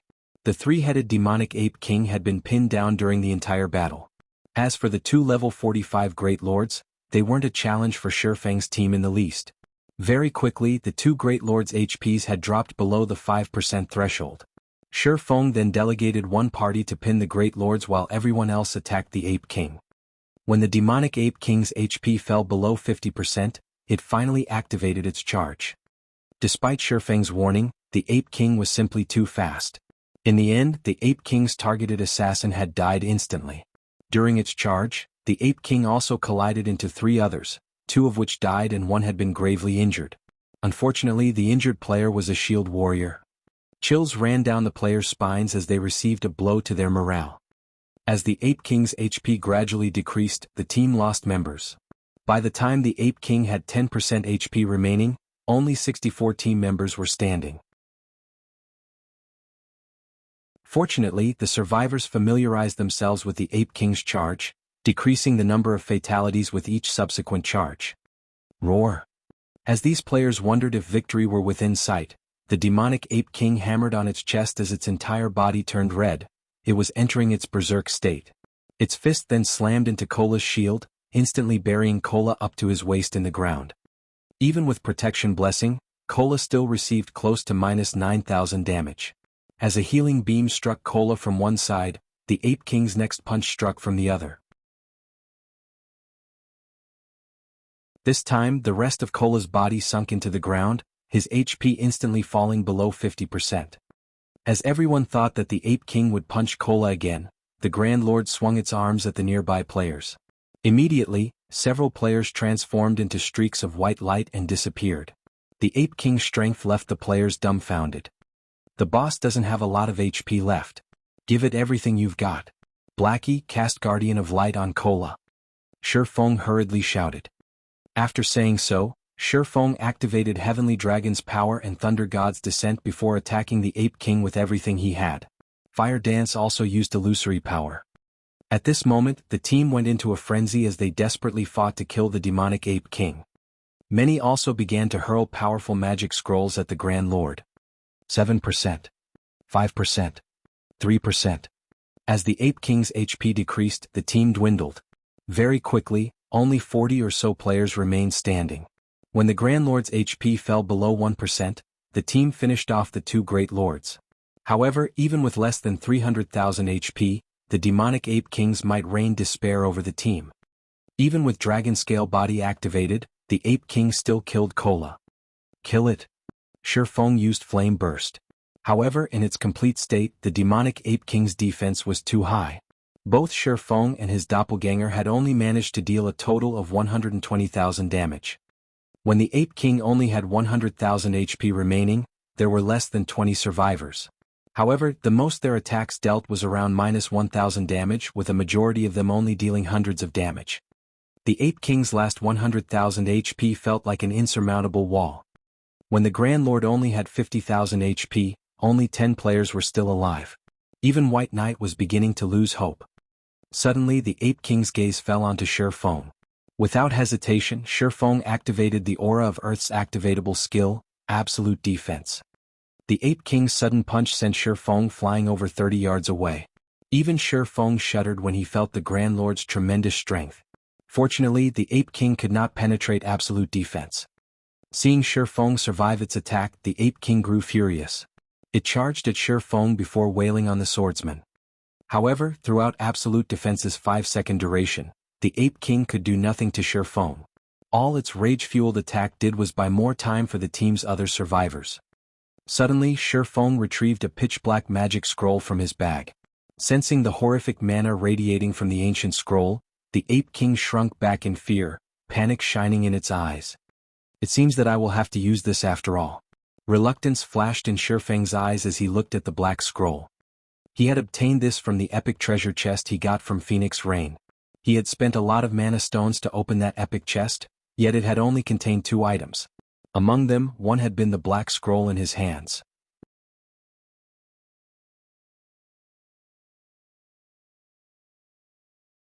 Chapter 942, Beastmaster's Compendium. Hellscythe_Fluffy Goblin. Chapter 942, Beastmaster's Compendium. The remaining team members noticed the scroll the moment Shifeng took it from his bag. What's that? Why is it radiating so much mana? The instant the black scroll appeared, it released a daunting pressure. The flow of mana around them froze under this pressure.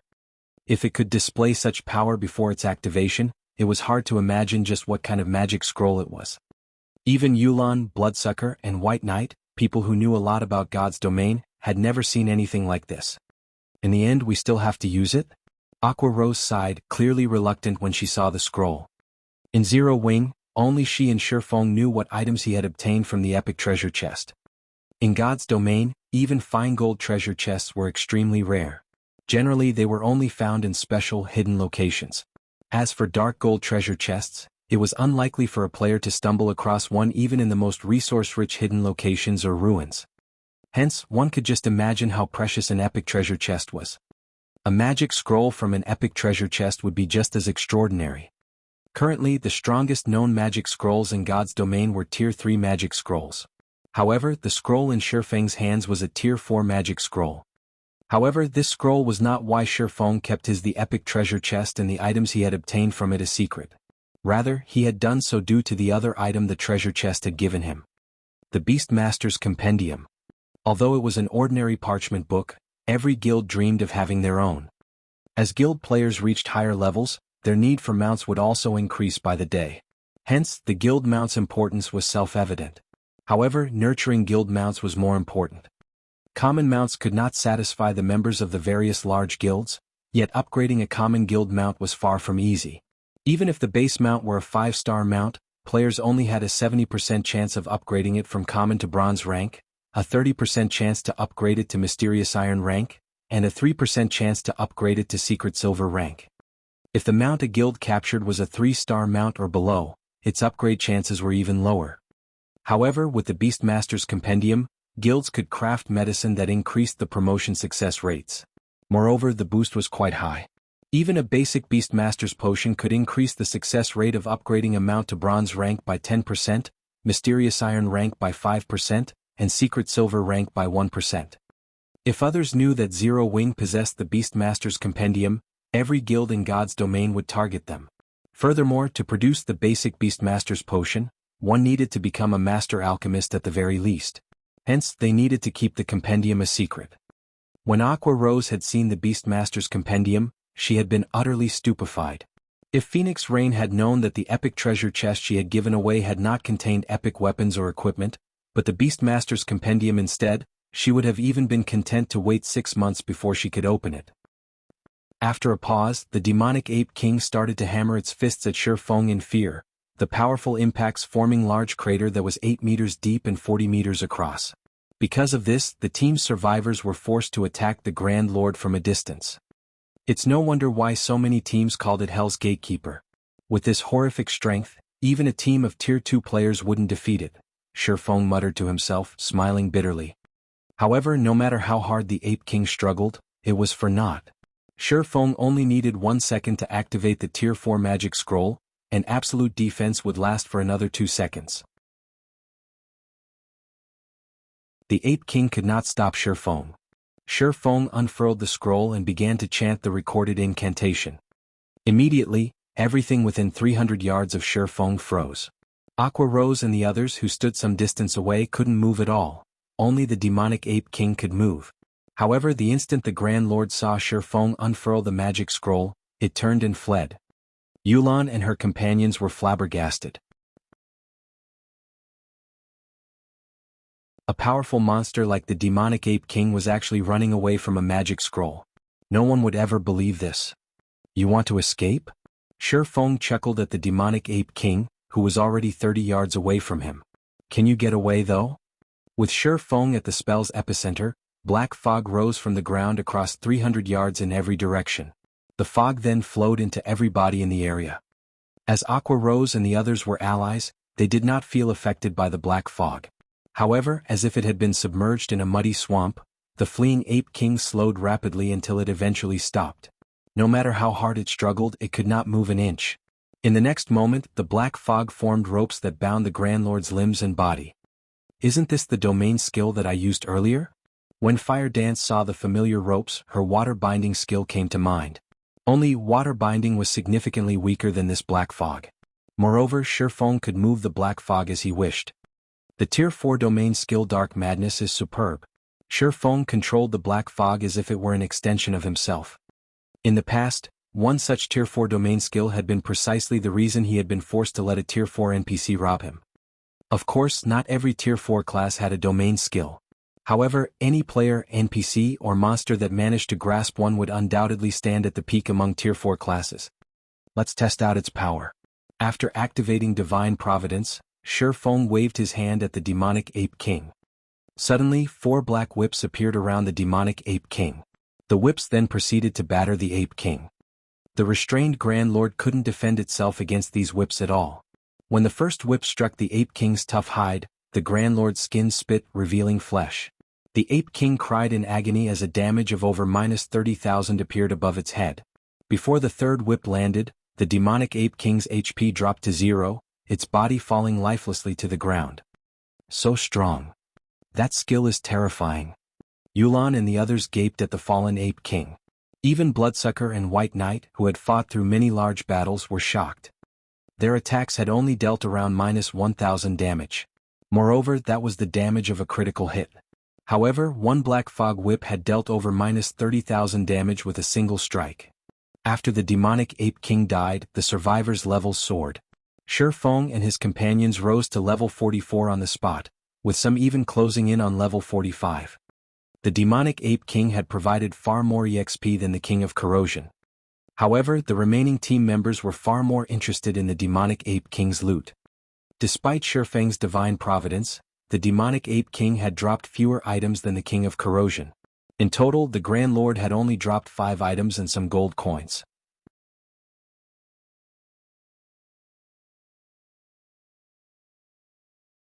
Chapter 943, Holy Weapon. Hellscythe_VampireCat. Chapter 943, Holy Weapon. After the demonic Ape King died, the sound of a system notification entered the ears of the survivors simultaneously. System, congratulations. You have obtained the first kill of the 3-headed demonic Ape King. Rewarding Trials Hero title. This is the reward for getting the demonic Ape King's first kill? This was the first time Shifeng heard of the title. He then clicked to check its information. Trials Hero, title. When title is in use, reputation with the Holy City of Titan increased by 10%. Movement speed and all basic attributes increased by 20% while within the area of Titan City. A pity. Shifeng could not help but sigh as he swept a glance at the 9 remaining players on the team. Including himself, only 4 of the survivors were Zero Wing members. The third stage of the entrance trial was different from the previous 2. The system directly disqualified any players killed here and sent them out of the trial. Hence, only the survivors received this title. Moreover, this was the reward for getting the first kill of the demonic Ape King. In the future, others wouldn't be able to obtain this title even if they killed the Grand Lord. With this title, they would have a much easier time should they attempt the entrance trial again in the future. A 20% increase in attributes was already equivalent to a mini berserk skill. Excluding the effects of skills and equipment, even MTs like Yi Wumian and Turtledove could surpass Cola if they received such a huge boost. Unfortunately, only Fire Dance, Aqua Rose and Violet Cloud had managed to reach this point. There were no MTs among the survivors of Zero Wing. Even so, this was still a good outcome. The Trials Hero title increased its user's reputation by 10%. In Titan City there was nothing that could be better than this reward. Following which, Shifeng shifted his attention to the loot dropped by the demonic Ape King. As he appraised the items dropped one after another, he could not help but sigh repeatedly. Leader, how is it? Aqua Rose could not help but ask curiously. The demonic Ape King in its complete state was definitely the most horrific boss she had ever gone up against. Even the King of Corrosion they faced before was no comparison to it. If not for Shifeng using the Tier 4 magic scroll in the end, they would have team-wiped for sure. They wouldn't have the luxury of sitting down and resting here right now. Much better than the King of Corrosions. Of the 5 items, 2 are growth-type equipment. Shifeng chuckled. Life Talisman, Necklace, Bronze Rank. Level 40, Level 90. Equipment requirement. Intelligence 300, Vitality 200. Intelligence plus 21, Vitality plus 27, Endurance plus 22, level 40. Casting speed increased by 10%. Healing effects increased by 15%. Additional passive skill dash. Light of Life. Select up to 8 allies within a 30-yard radius and heal them for 30% of player's intelligence once every 3 seconds. Additional active skill dash. Life Connection. Select up to 5 allies connecting and sharing their HPs. Life-connected targets receive a 20% increase in healing effects. Duration 30 seconds. Cooldown 5 minutes. A possession of the Life Priest Irene, the Life Talisman was made using the Stone of Life, which formed from the tears of the Goddess of Life. The Life Talisman contains immense life force. However, due to contamination by the power of darkness, it is greatly weakened. A large amount of magic crystals and EXP is needed to purify it. Can be purified 5 times. The first purification requires 200 magic crystals and 300 million EXP. Crimson Moon, Greatsword, Bronze rank. Level 40 to level 100. Equipment requirement: Strength 600, Agility 400. Attack power plus 975, level 40. Strength plus 102, Endurance plus 36. Ignore levels plus 5. When attacking, has a 30% chance to trigger Boiling Blood, increasing strength attribute by 500 points for 10 seconds, and a 15% chance to cause 200% damage. Additional passive skill dash. Blood Domain. Within a radius of 30 yards, the presence of any creatures with less than 50% HP will increase wielder's strength by 100%. One of Titan City's 31 holy weapons, its strength has been greatly weakened due to battle damage. Fortunately, the holy weapon's core remains intact. A large amount of magic crystals and EXP is needed to repair it. Can be repaired 5 times. The first repair requires 1,000 magic crystals and 500 million EXP. Everyone gasped upon reading the statistics of the items. Both pieces of growth-type equipment were clearly far from ordinary, particularly the Greatsword, Crimson Moon. Despite being only bronze rank, the strength attribute it provided surpassed even that of epic weapons. Crimson Moon was an entirely strength-oriented weapon made purely with destruction in mind. Strength-wise, not even Shifang's Killing Ray could compete with Crimson Moon. Most likely, only Fire Dance's 1,000 transformations was superior to it. However, the former was a fragmented legendary weapon, while the latter was currently still a bronze weapon. While these two items were indeed shocking, what truly grabbed Shifang's attention was a dilapidated crimson crystal ball. Despite its appearance, the crystal radiated faint divine might. Everything in the displayed information of the item was listed as unknown. The result was the same even after Shifang used omniscient eyes. However, Shifang knew what exactly this crystal was. This was no longer his first time to encounter such an item. God Crystal. This was something even a Tier 4 Sky Knight had died trying to obtain. It was simply not an item that ordinary mortals could control. If not for the God Crystal being damaged, causing it to lose most of its power, he wouldn't even be able to touch the crystal right now. Shifang had never imagined that he would encounter yet another God Crystal. The last time the blue crystal ball devoured a God Crystal, it had transformed into the legendary ranked Holy Grail. However, as the Holy Grail had been destroyed by the God of War, it was still in a damaged state right now. Even so, it was still a legendary item. The power it possessed was not something that a fragmented legendary item could compare to. One could see just how amazing a legendary item was from the fact that the current Holy Grail could upgrade an item up to a maximum of fragmented legendary rank. If he obtained this God Crystal, he would be able to repair the Holy Grail further. Obtaining growth-type equipment or an epic item would pale in comparison to being able to upgrade the power of a legendary item. The other two items that dropped, aside from the 2 pieces of growth-type equipment and the God Crystal, were extraordinary as well. One was a secret silver-ranked summoning flute, while the other was a Tier 3 summoning scroll. Currently, even bronze mounts were extremely rare in God's domain, not to mention secret silver mounts. The latter was most likely much more valuable than even an epic item. As for the Tier 3 summoning scroll, even super guilds would only have a few of these things. Its rarity was even greater than epic items. There are a total of 5 items. It won't be possible to split them equally. How about we bid for the last item? Shifang suggested to Yulan. Every single one of the 5 items was extremely valuable to a guild. It was natural for neither side to be willing to let the other side get an additional item. Hence, bidding for the last item would be the fairest solution. No need. If not for team leader Yi Feng using that precious magic scroll this time, we wouldn't have been able to defeat the Ape King. I'll let you choose 3 items first. Our side will be fine with taking the rest. Yulan shook her head, rejecting Shifeng's goodwill. After witnessing Zero Wing's strength, she put much more importance to forming a friendly relationship with Zero Wing than to gaining these items.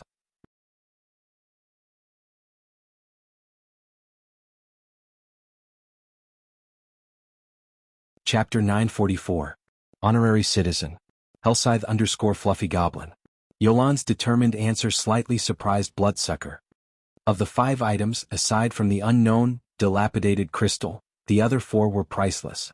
One would be hard-pressed to find these items in Raven. The secret silver mount, in particular, was extraordinarily rare. Only super guilds or super first-rate guilds had any chance of getting their hands on 1 or 2. He had never imagined that Yulan would actually be so generous as to give Shifeng first pick of 3 items. While he could understand Yolan's train of thought, if the choice were his, letting Shifeng choose up to 3 items, rather than giving the swordsman the first 3 picks, would be the limit of his generosity. Among the 5 items, it went without saying which 3 were the most important. The 3 included the 2 pieces of growth-type equipment and the secret silver mount. They had no information on the dilapidated crystal whatsoever. One could not use it even if they obtained it. As for the Tier 3 summoning scroll, while it was very valuable, there was no guarantee that it could help defeat a boss or to obtain a growth-type or epic equipment. At best, it could aid in team battles between guilds or when raiding a town. However, Yolan's decision had not surprised Werewolf, who had also survived the tough battle. Outsiders had no idea about Underworld's internal situation or Yolan's current position within it. However, after witnessing Zero Wing's power, Werewolf was even more certain that they needed to strengthen their relationship with the guild. To elevate their fame and position in Underworld, many upper echelons had spent a lot of effort to curry favor with various super guilds. For example, the numerous Underworld upper echelons were trying to get close to Pantheon. Unfortunately, the guild wouldn't give Underworld the time of day. After all, Underworld was only a coalition of organizations with some influence and capital. It was slightly stronger than an ordinary first-rate guild. However, the organization's authority was scattered, and it was much harder to unite its members under one banner than it was in a first-rate guild. Every upper echelon in the organization had their own motives, each trying to nurture their own forces and guilds. Overwhelming Smile was the combined effort of 4 Underworld upper echelons. Although Zero Wing could not compete with Pantheon in terms of background, the same could not be said for its main force. With such a powerful team, they could acquire top-tier weapons and equipment just as fast as any super guild. This was clear based on the equipment Zero Wing's members wore. Moreover, Zero Wing was situated in Starmoon Kingdom. If Overwhelming Smile could improve its relationship with Zero Wing, they might be able to ask Zero Wing's members for some help in the future. Perhaps they could assist each other when raiding monsters that one alone could not handle or trade raid information. After all, weren't Underworld's upper echelons trying to do the same with Pantheon for those very reasons? I'll take you up on that offer. Shifeng also understood Yolan's intentions. Without hesitation, he chose the God Crystal and the 2 pieces of growth-type equipment. As for the secret silver mount, it wasn't nearly as valuable as the growth-type equipment to Zero Wing. Moreover, he had the Beastmaster's Compendium. As long as he had a sufficiently skillful master alchemist, it was only a matter of time before he nurtured the guild mount to secret silver rank. The Tier 3 summoning scroll held even less appeal to him. He had the Bible of Darkness. Once he was promoted to his Tier 2 class, he could easily summon Tier 3 demons. Even now, it was possible to summon a Tier 3 demon with Aqua Rose's Song of Beatrice. Although this Tier 3 demon would be weakened, they could use it as a meat shield. After both sides finished splitting the loot, Shifeng passed the life talisman to Violet Cloud. Violet Cloud was already a powerful healer, and after equipping the necklace, her healing abilities would rise further. Once the remaining team members had rested, Shifeng led them up the mountain. Although the group encountered many monsters on their way into Titan City, these monsters were no threat to Shifeng's team. After only 3 hours, these players arrived at the Holy City's entrance. Titan City's gates were 100 meters tall. The surrounding walls climbed to 300 meters. When Shifeng's group arrived before the city's entrance, they looked like ants. Many divine runes had been engraved into the massive steel gates.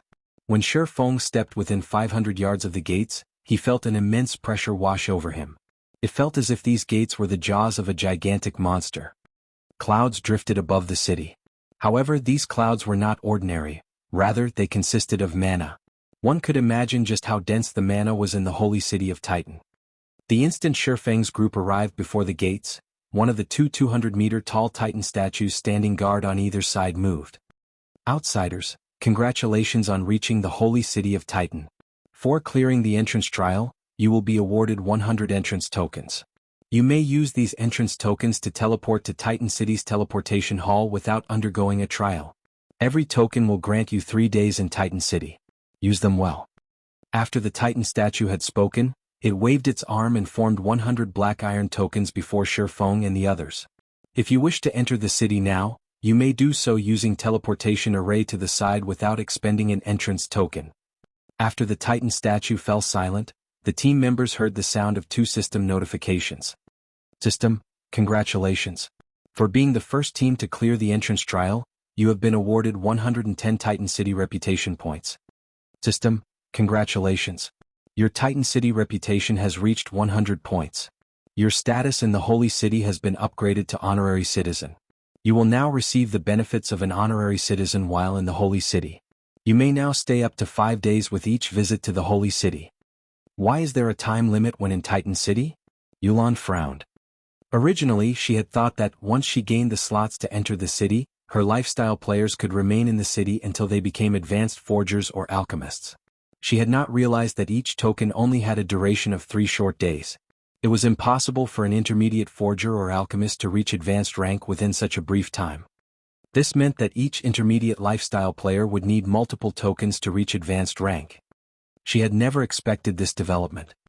Let's head inside and take a look for now, Shifeng suggested. The revelation had not surprised him. Yulan and the others had simply hoped for too much.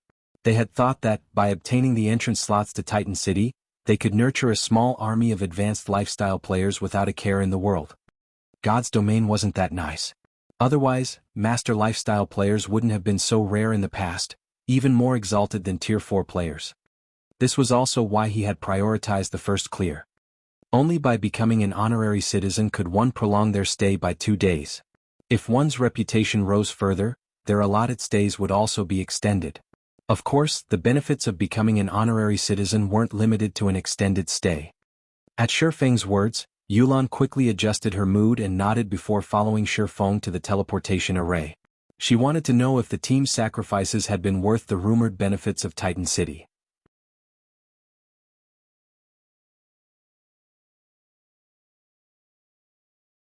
Chapter 945, Holy Land of Players. Hellscythe_Fluffy Goblin. The holy city of Titan was not like other cities. As soon as Shifeng and the others emerged from the teleportation hall, they were stunned by what they saw. Buildings that were hundreds of meters tall had been erected all over the city, looking very much like a modern city. Various lifestyle NPCs roamed about the streets. In God's Domain's NPC cities, players did not often encounter master lifestyle NPCs. Here, however, it was hard not to. Yet, the mana density was the most shocking aspect of the city. Just by standing on the street, everyone felt an indescribable serenity. Their minds were astonishingly clear. This is a fantastic place to rest. This is a perfect place to relax and unwind after an exhausting day in the real world, Aqua Rose muttered to herself as she inhaled the pleasant air. Even a dark player like Bloodsucker found himself nodding in agreement. Alright, snap out of it. Let's investigate the Lifestyle Association first, Shifeng said, chuckling at his companion's reactions.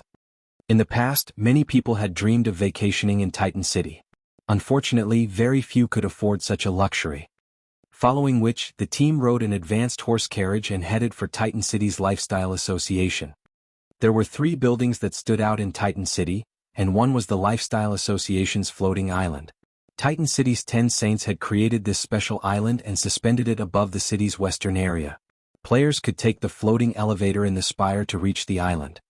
When Yulan and the others saw the massive island above the 400-meter-tall spire, they fell silent. Yulan had initially assumed that the lifestyle association in Titan City would only be slightly better than those in kingdoms and empires' capital cities. Now, however, it would seem that there were more differences than she had thought. Calling this lifestyle association the Holy Land for lifestyle players was an exaggeration. Shifeng could not help but smile at Yulan's shock. In the past, even Grandmaster lifestyle players had dreamed of visiting the holy city of Titan, and not without reason. Upon entering the spire, Yulan immediately approached an NPC to inquire about this place. "Hello, miss. How may I help you today?" The metal robot, which stood over 3 meters tall, asked from behind the front desk. "I wish to rent a workshop. Can you give me an introduction?" Yulan asked. Immediately, the front desk robot began to explain the various workshops available. However, the NPC robot's introduction was very brief. It conveyed far less information than what Shifeng knew. Even so, it was shocking enough the first time players heard it.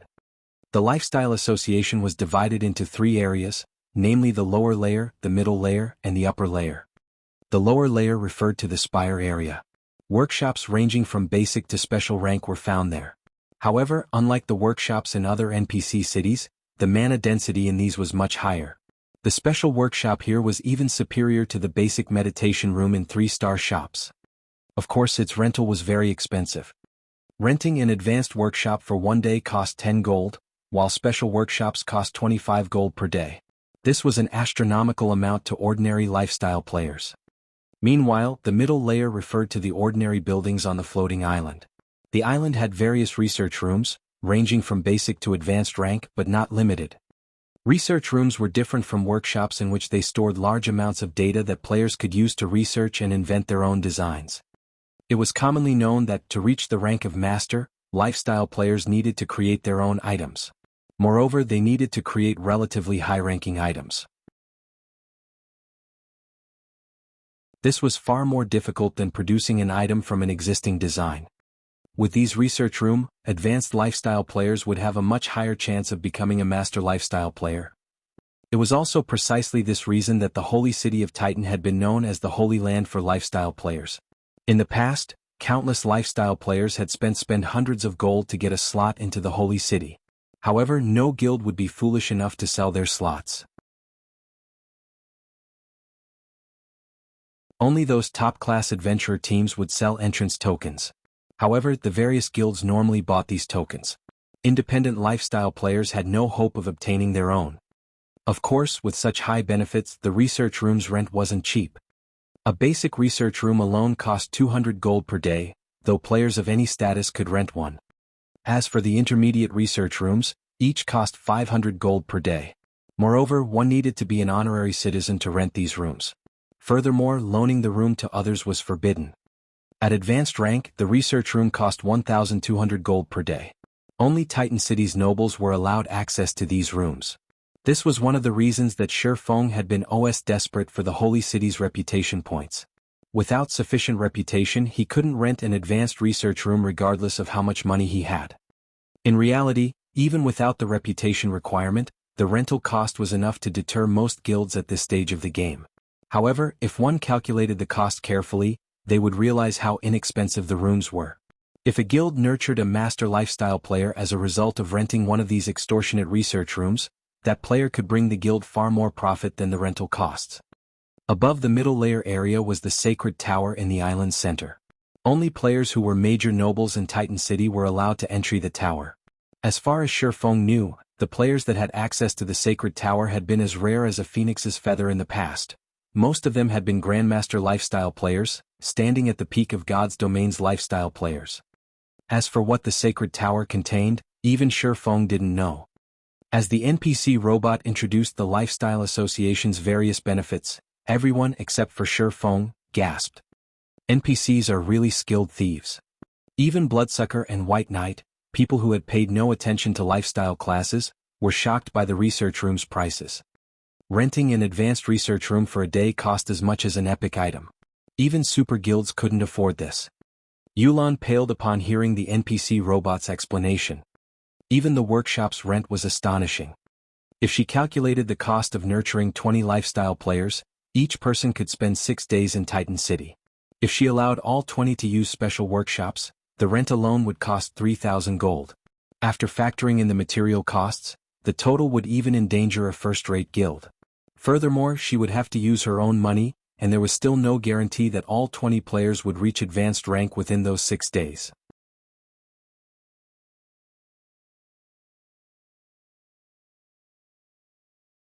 Chapter 946, Magic Light Set.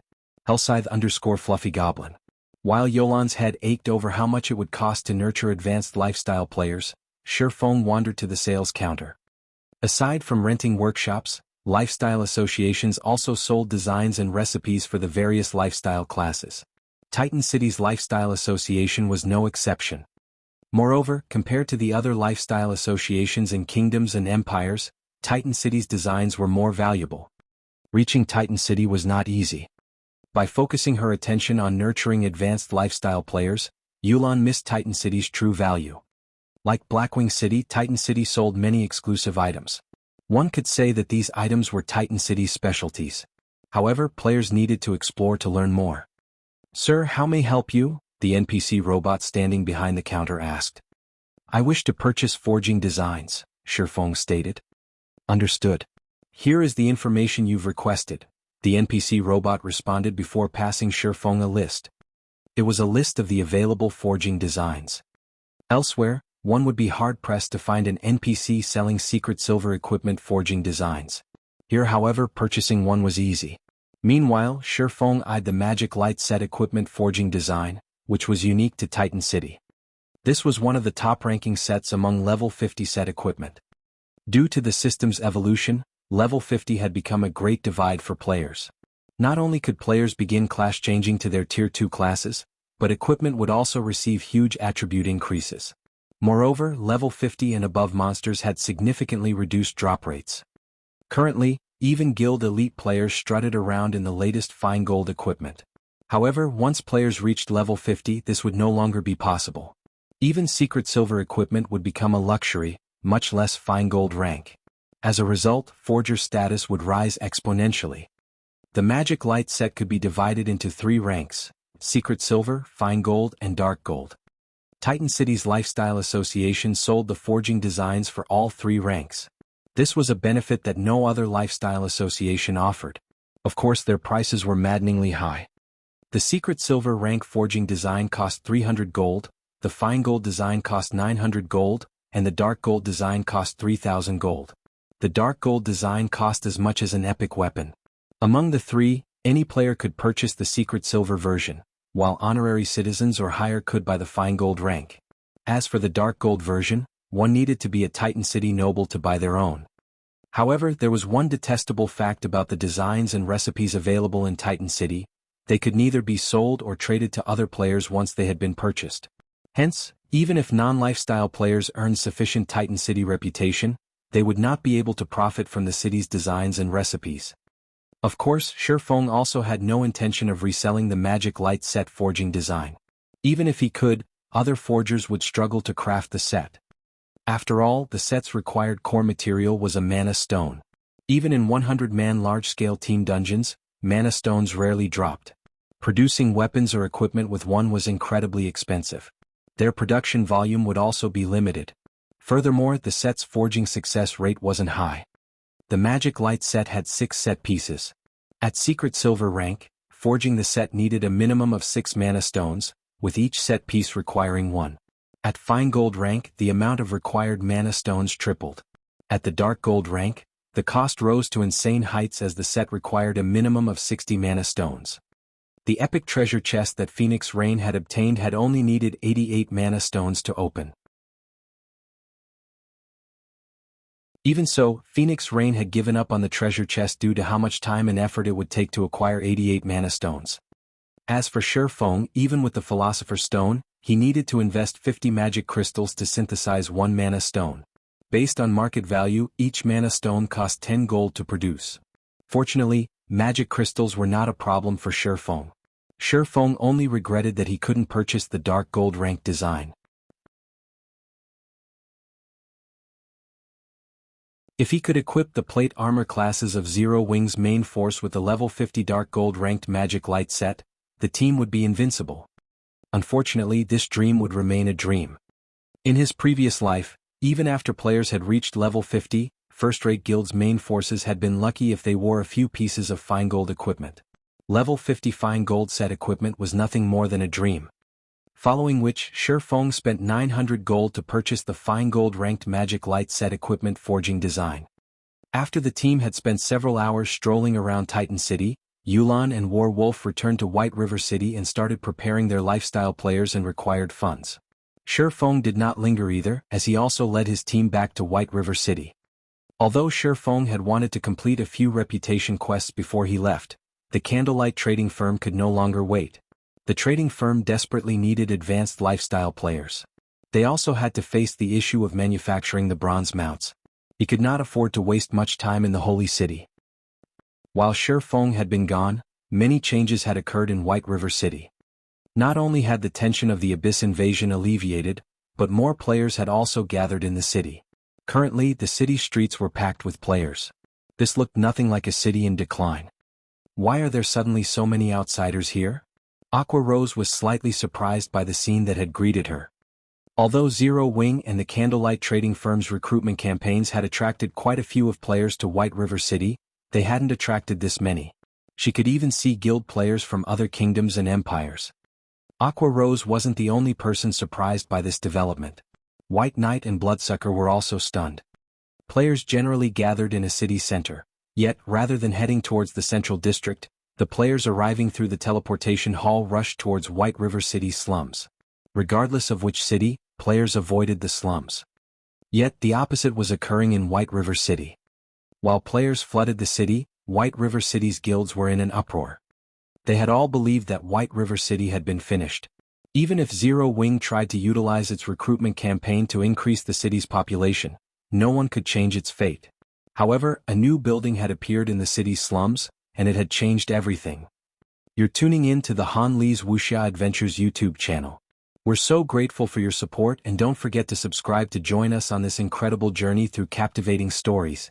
Your generosity through donations truly makes a world of difference, as it's the primary source of revenue that allows me to expand and enhance this channel for you. Thank you from the bottom of my heart for being a part of this adventure.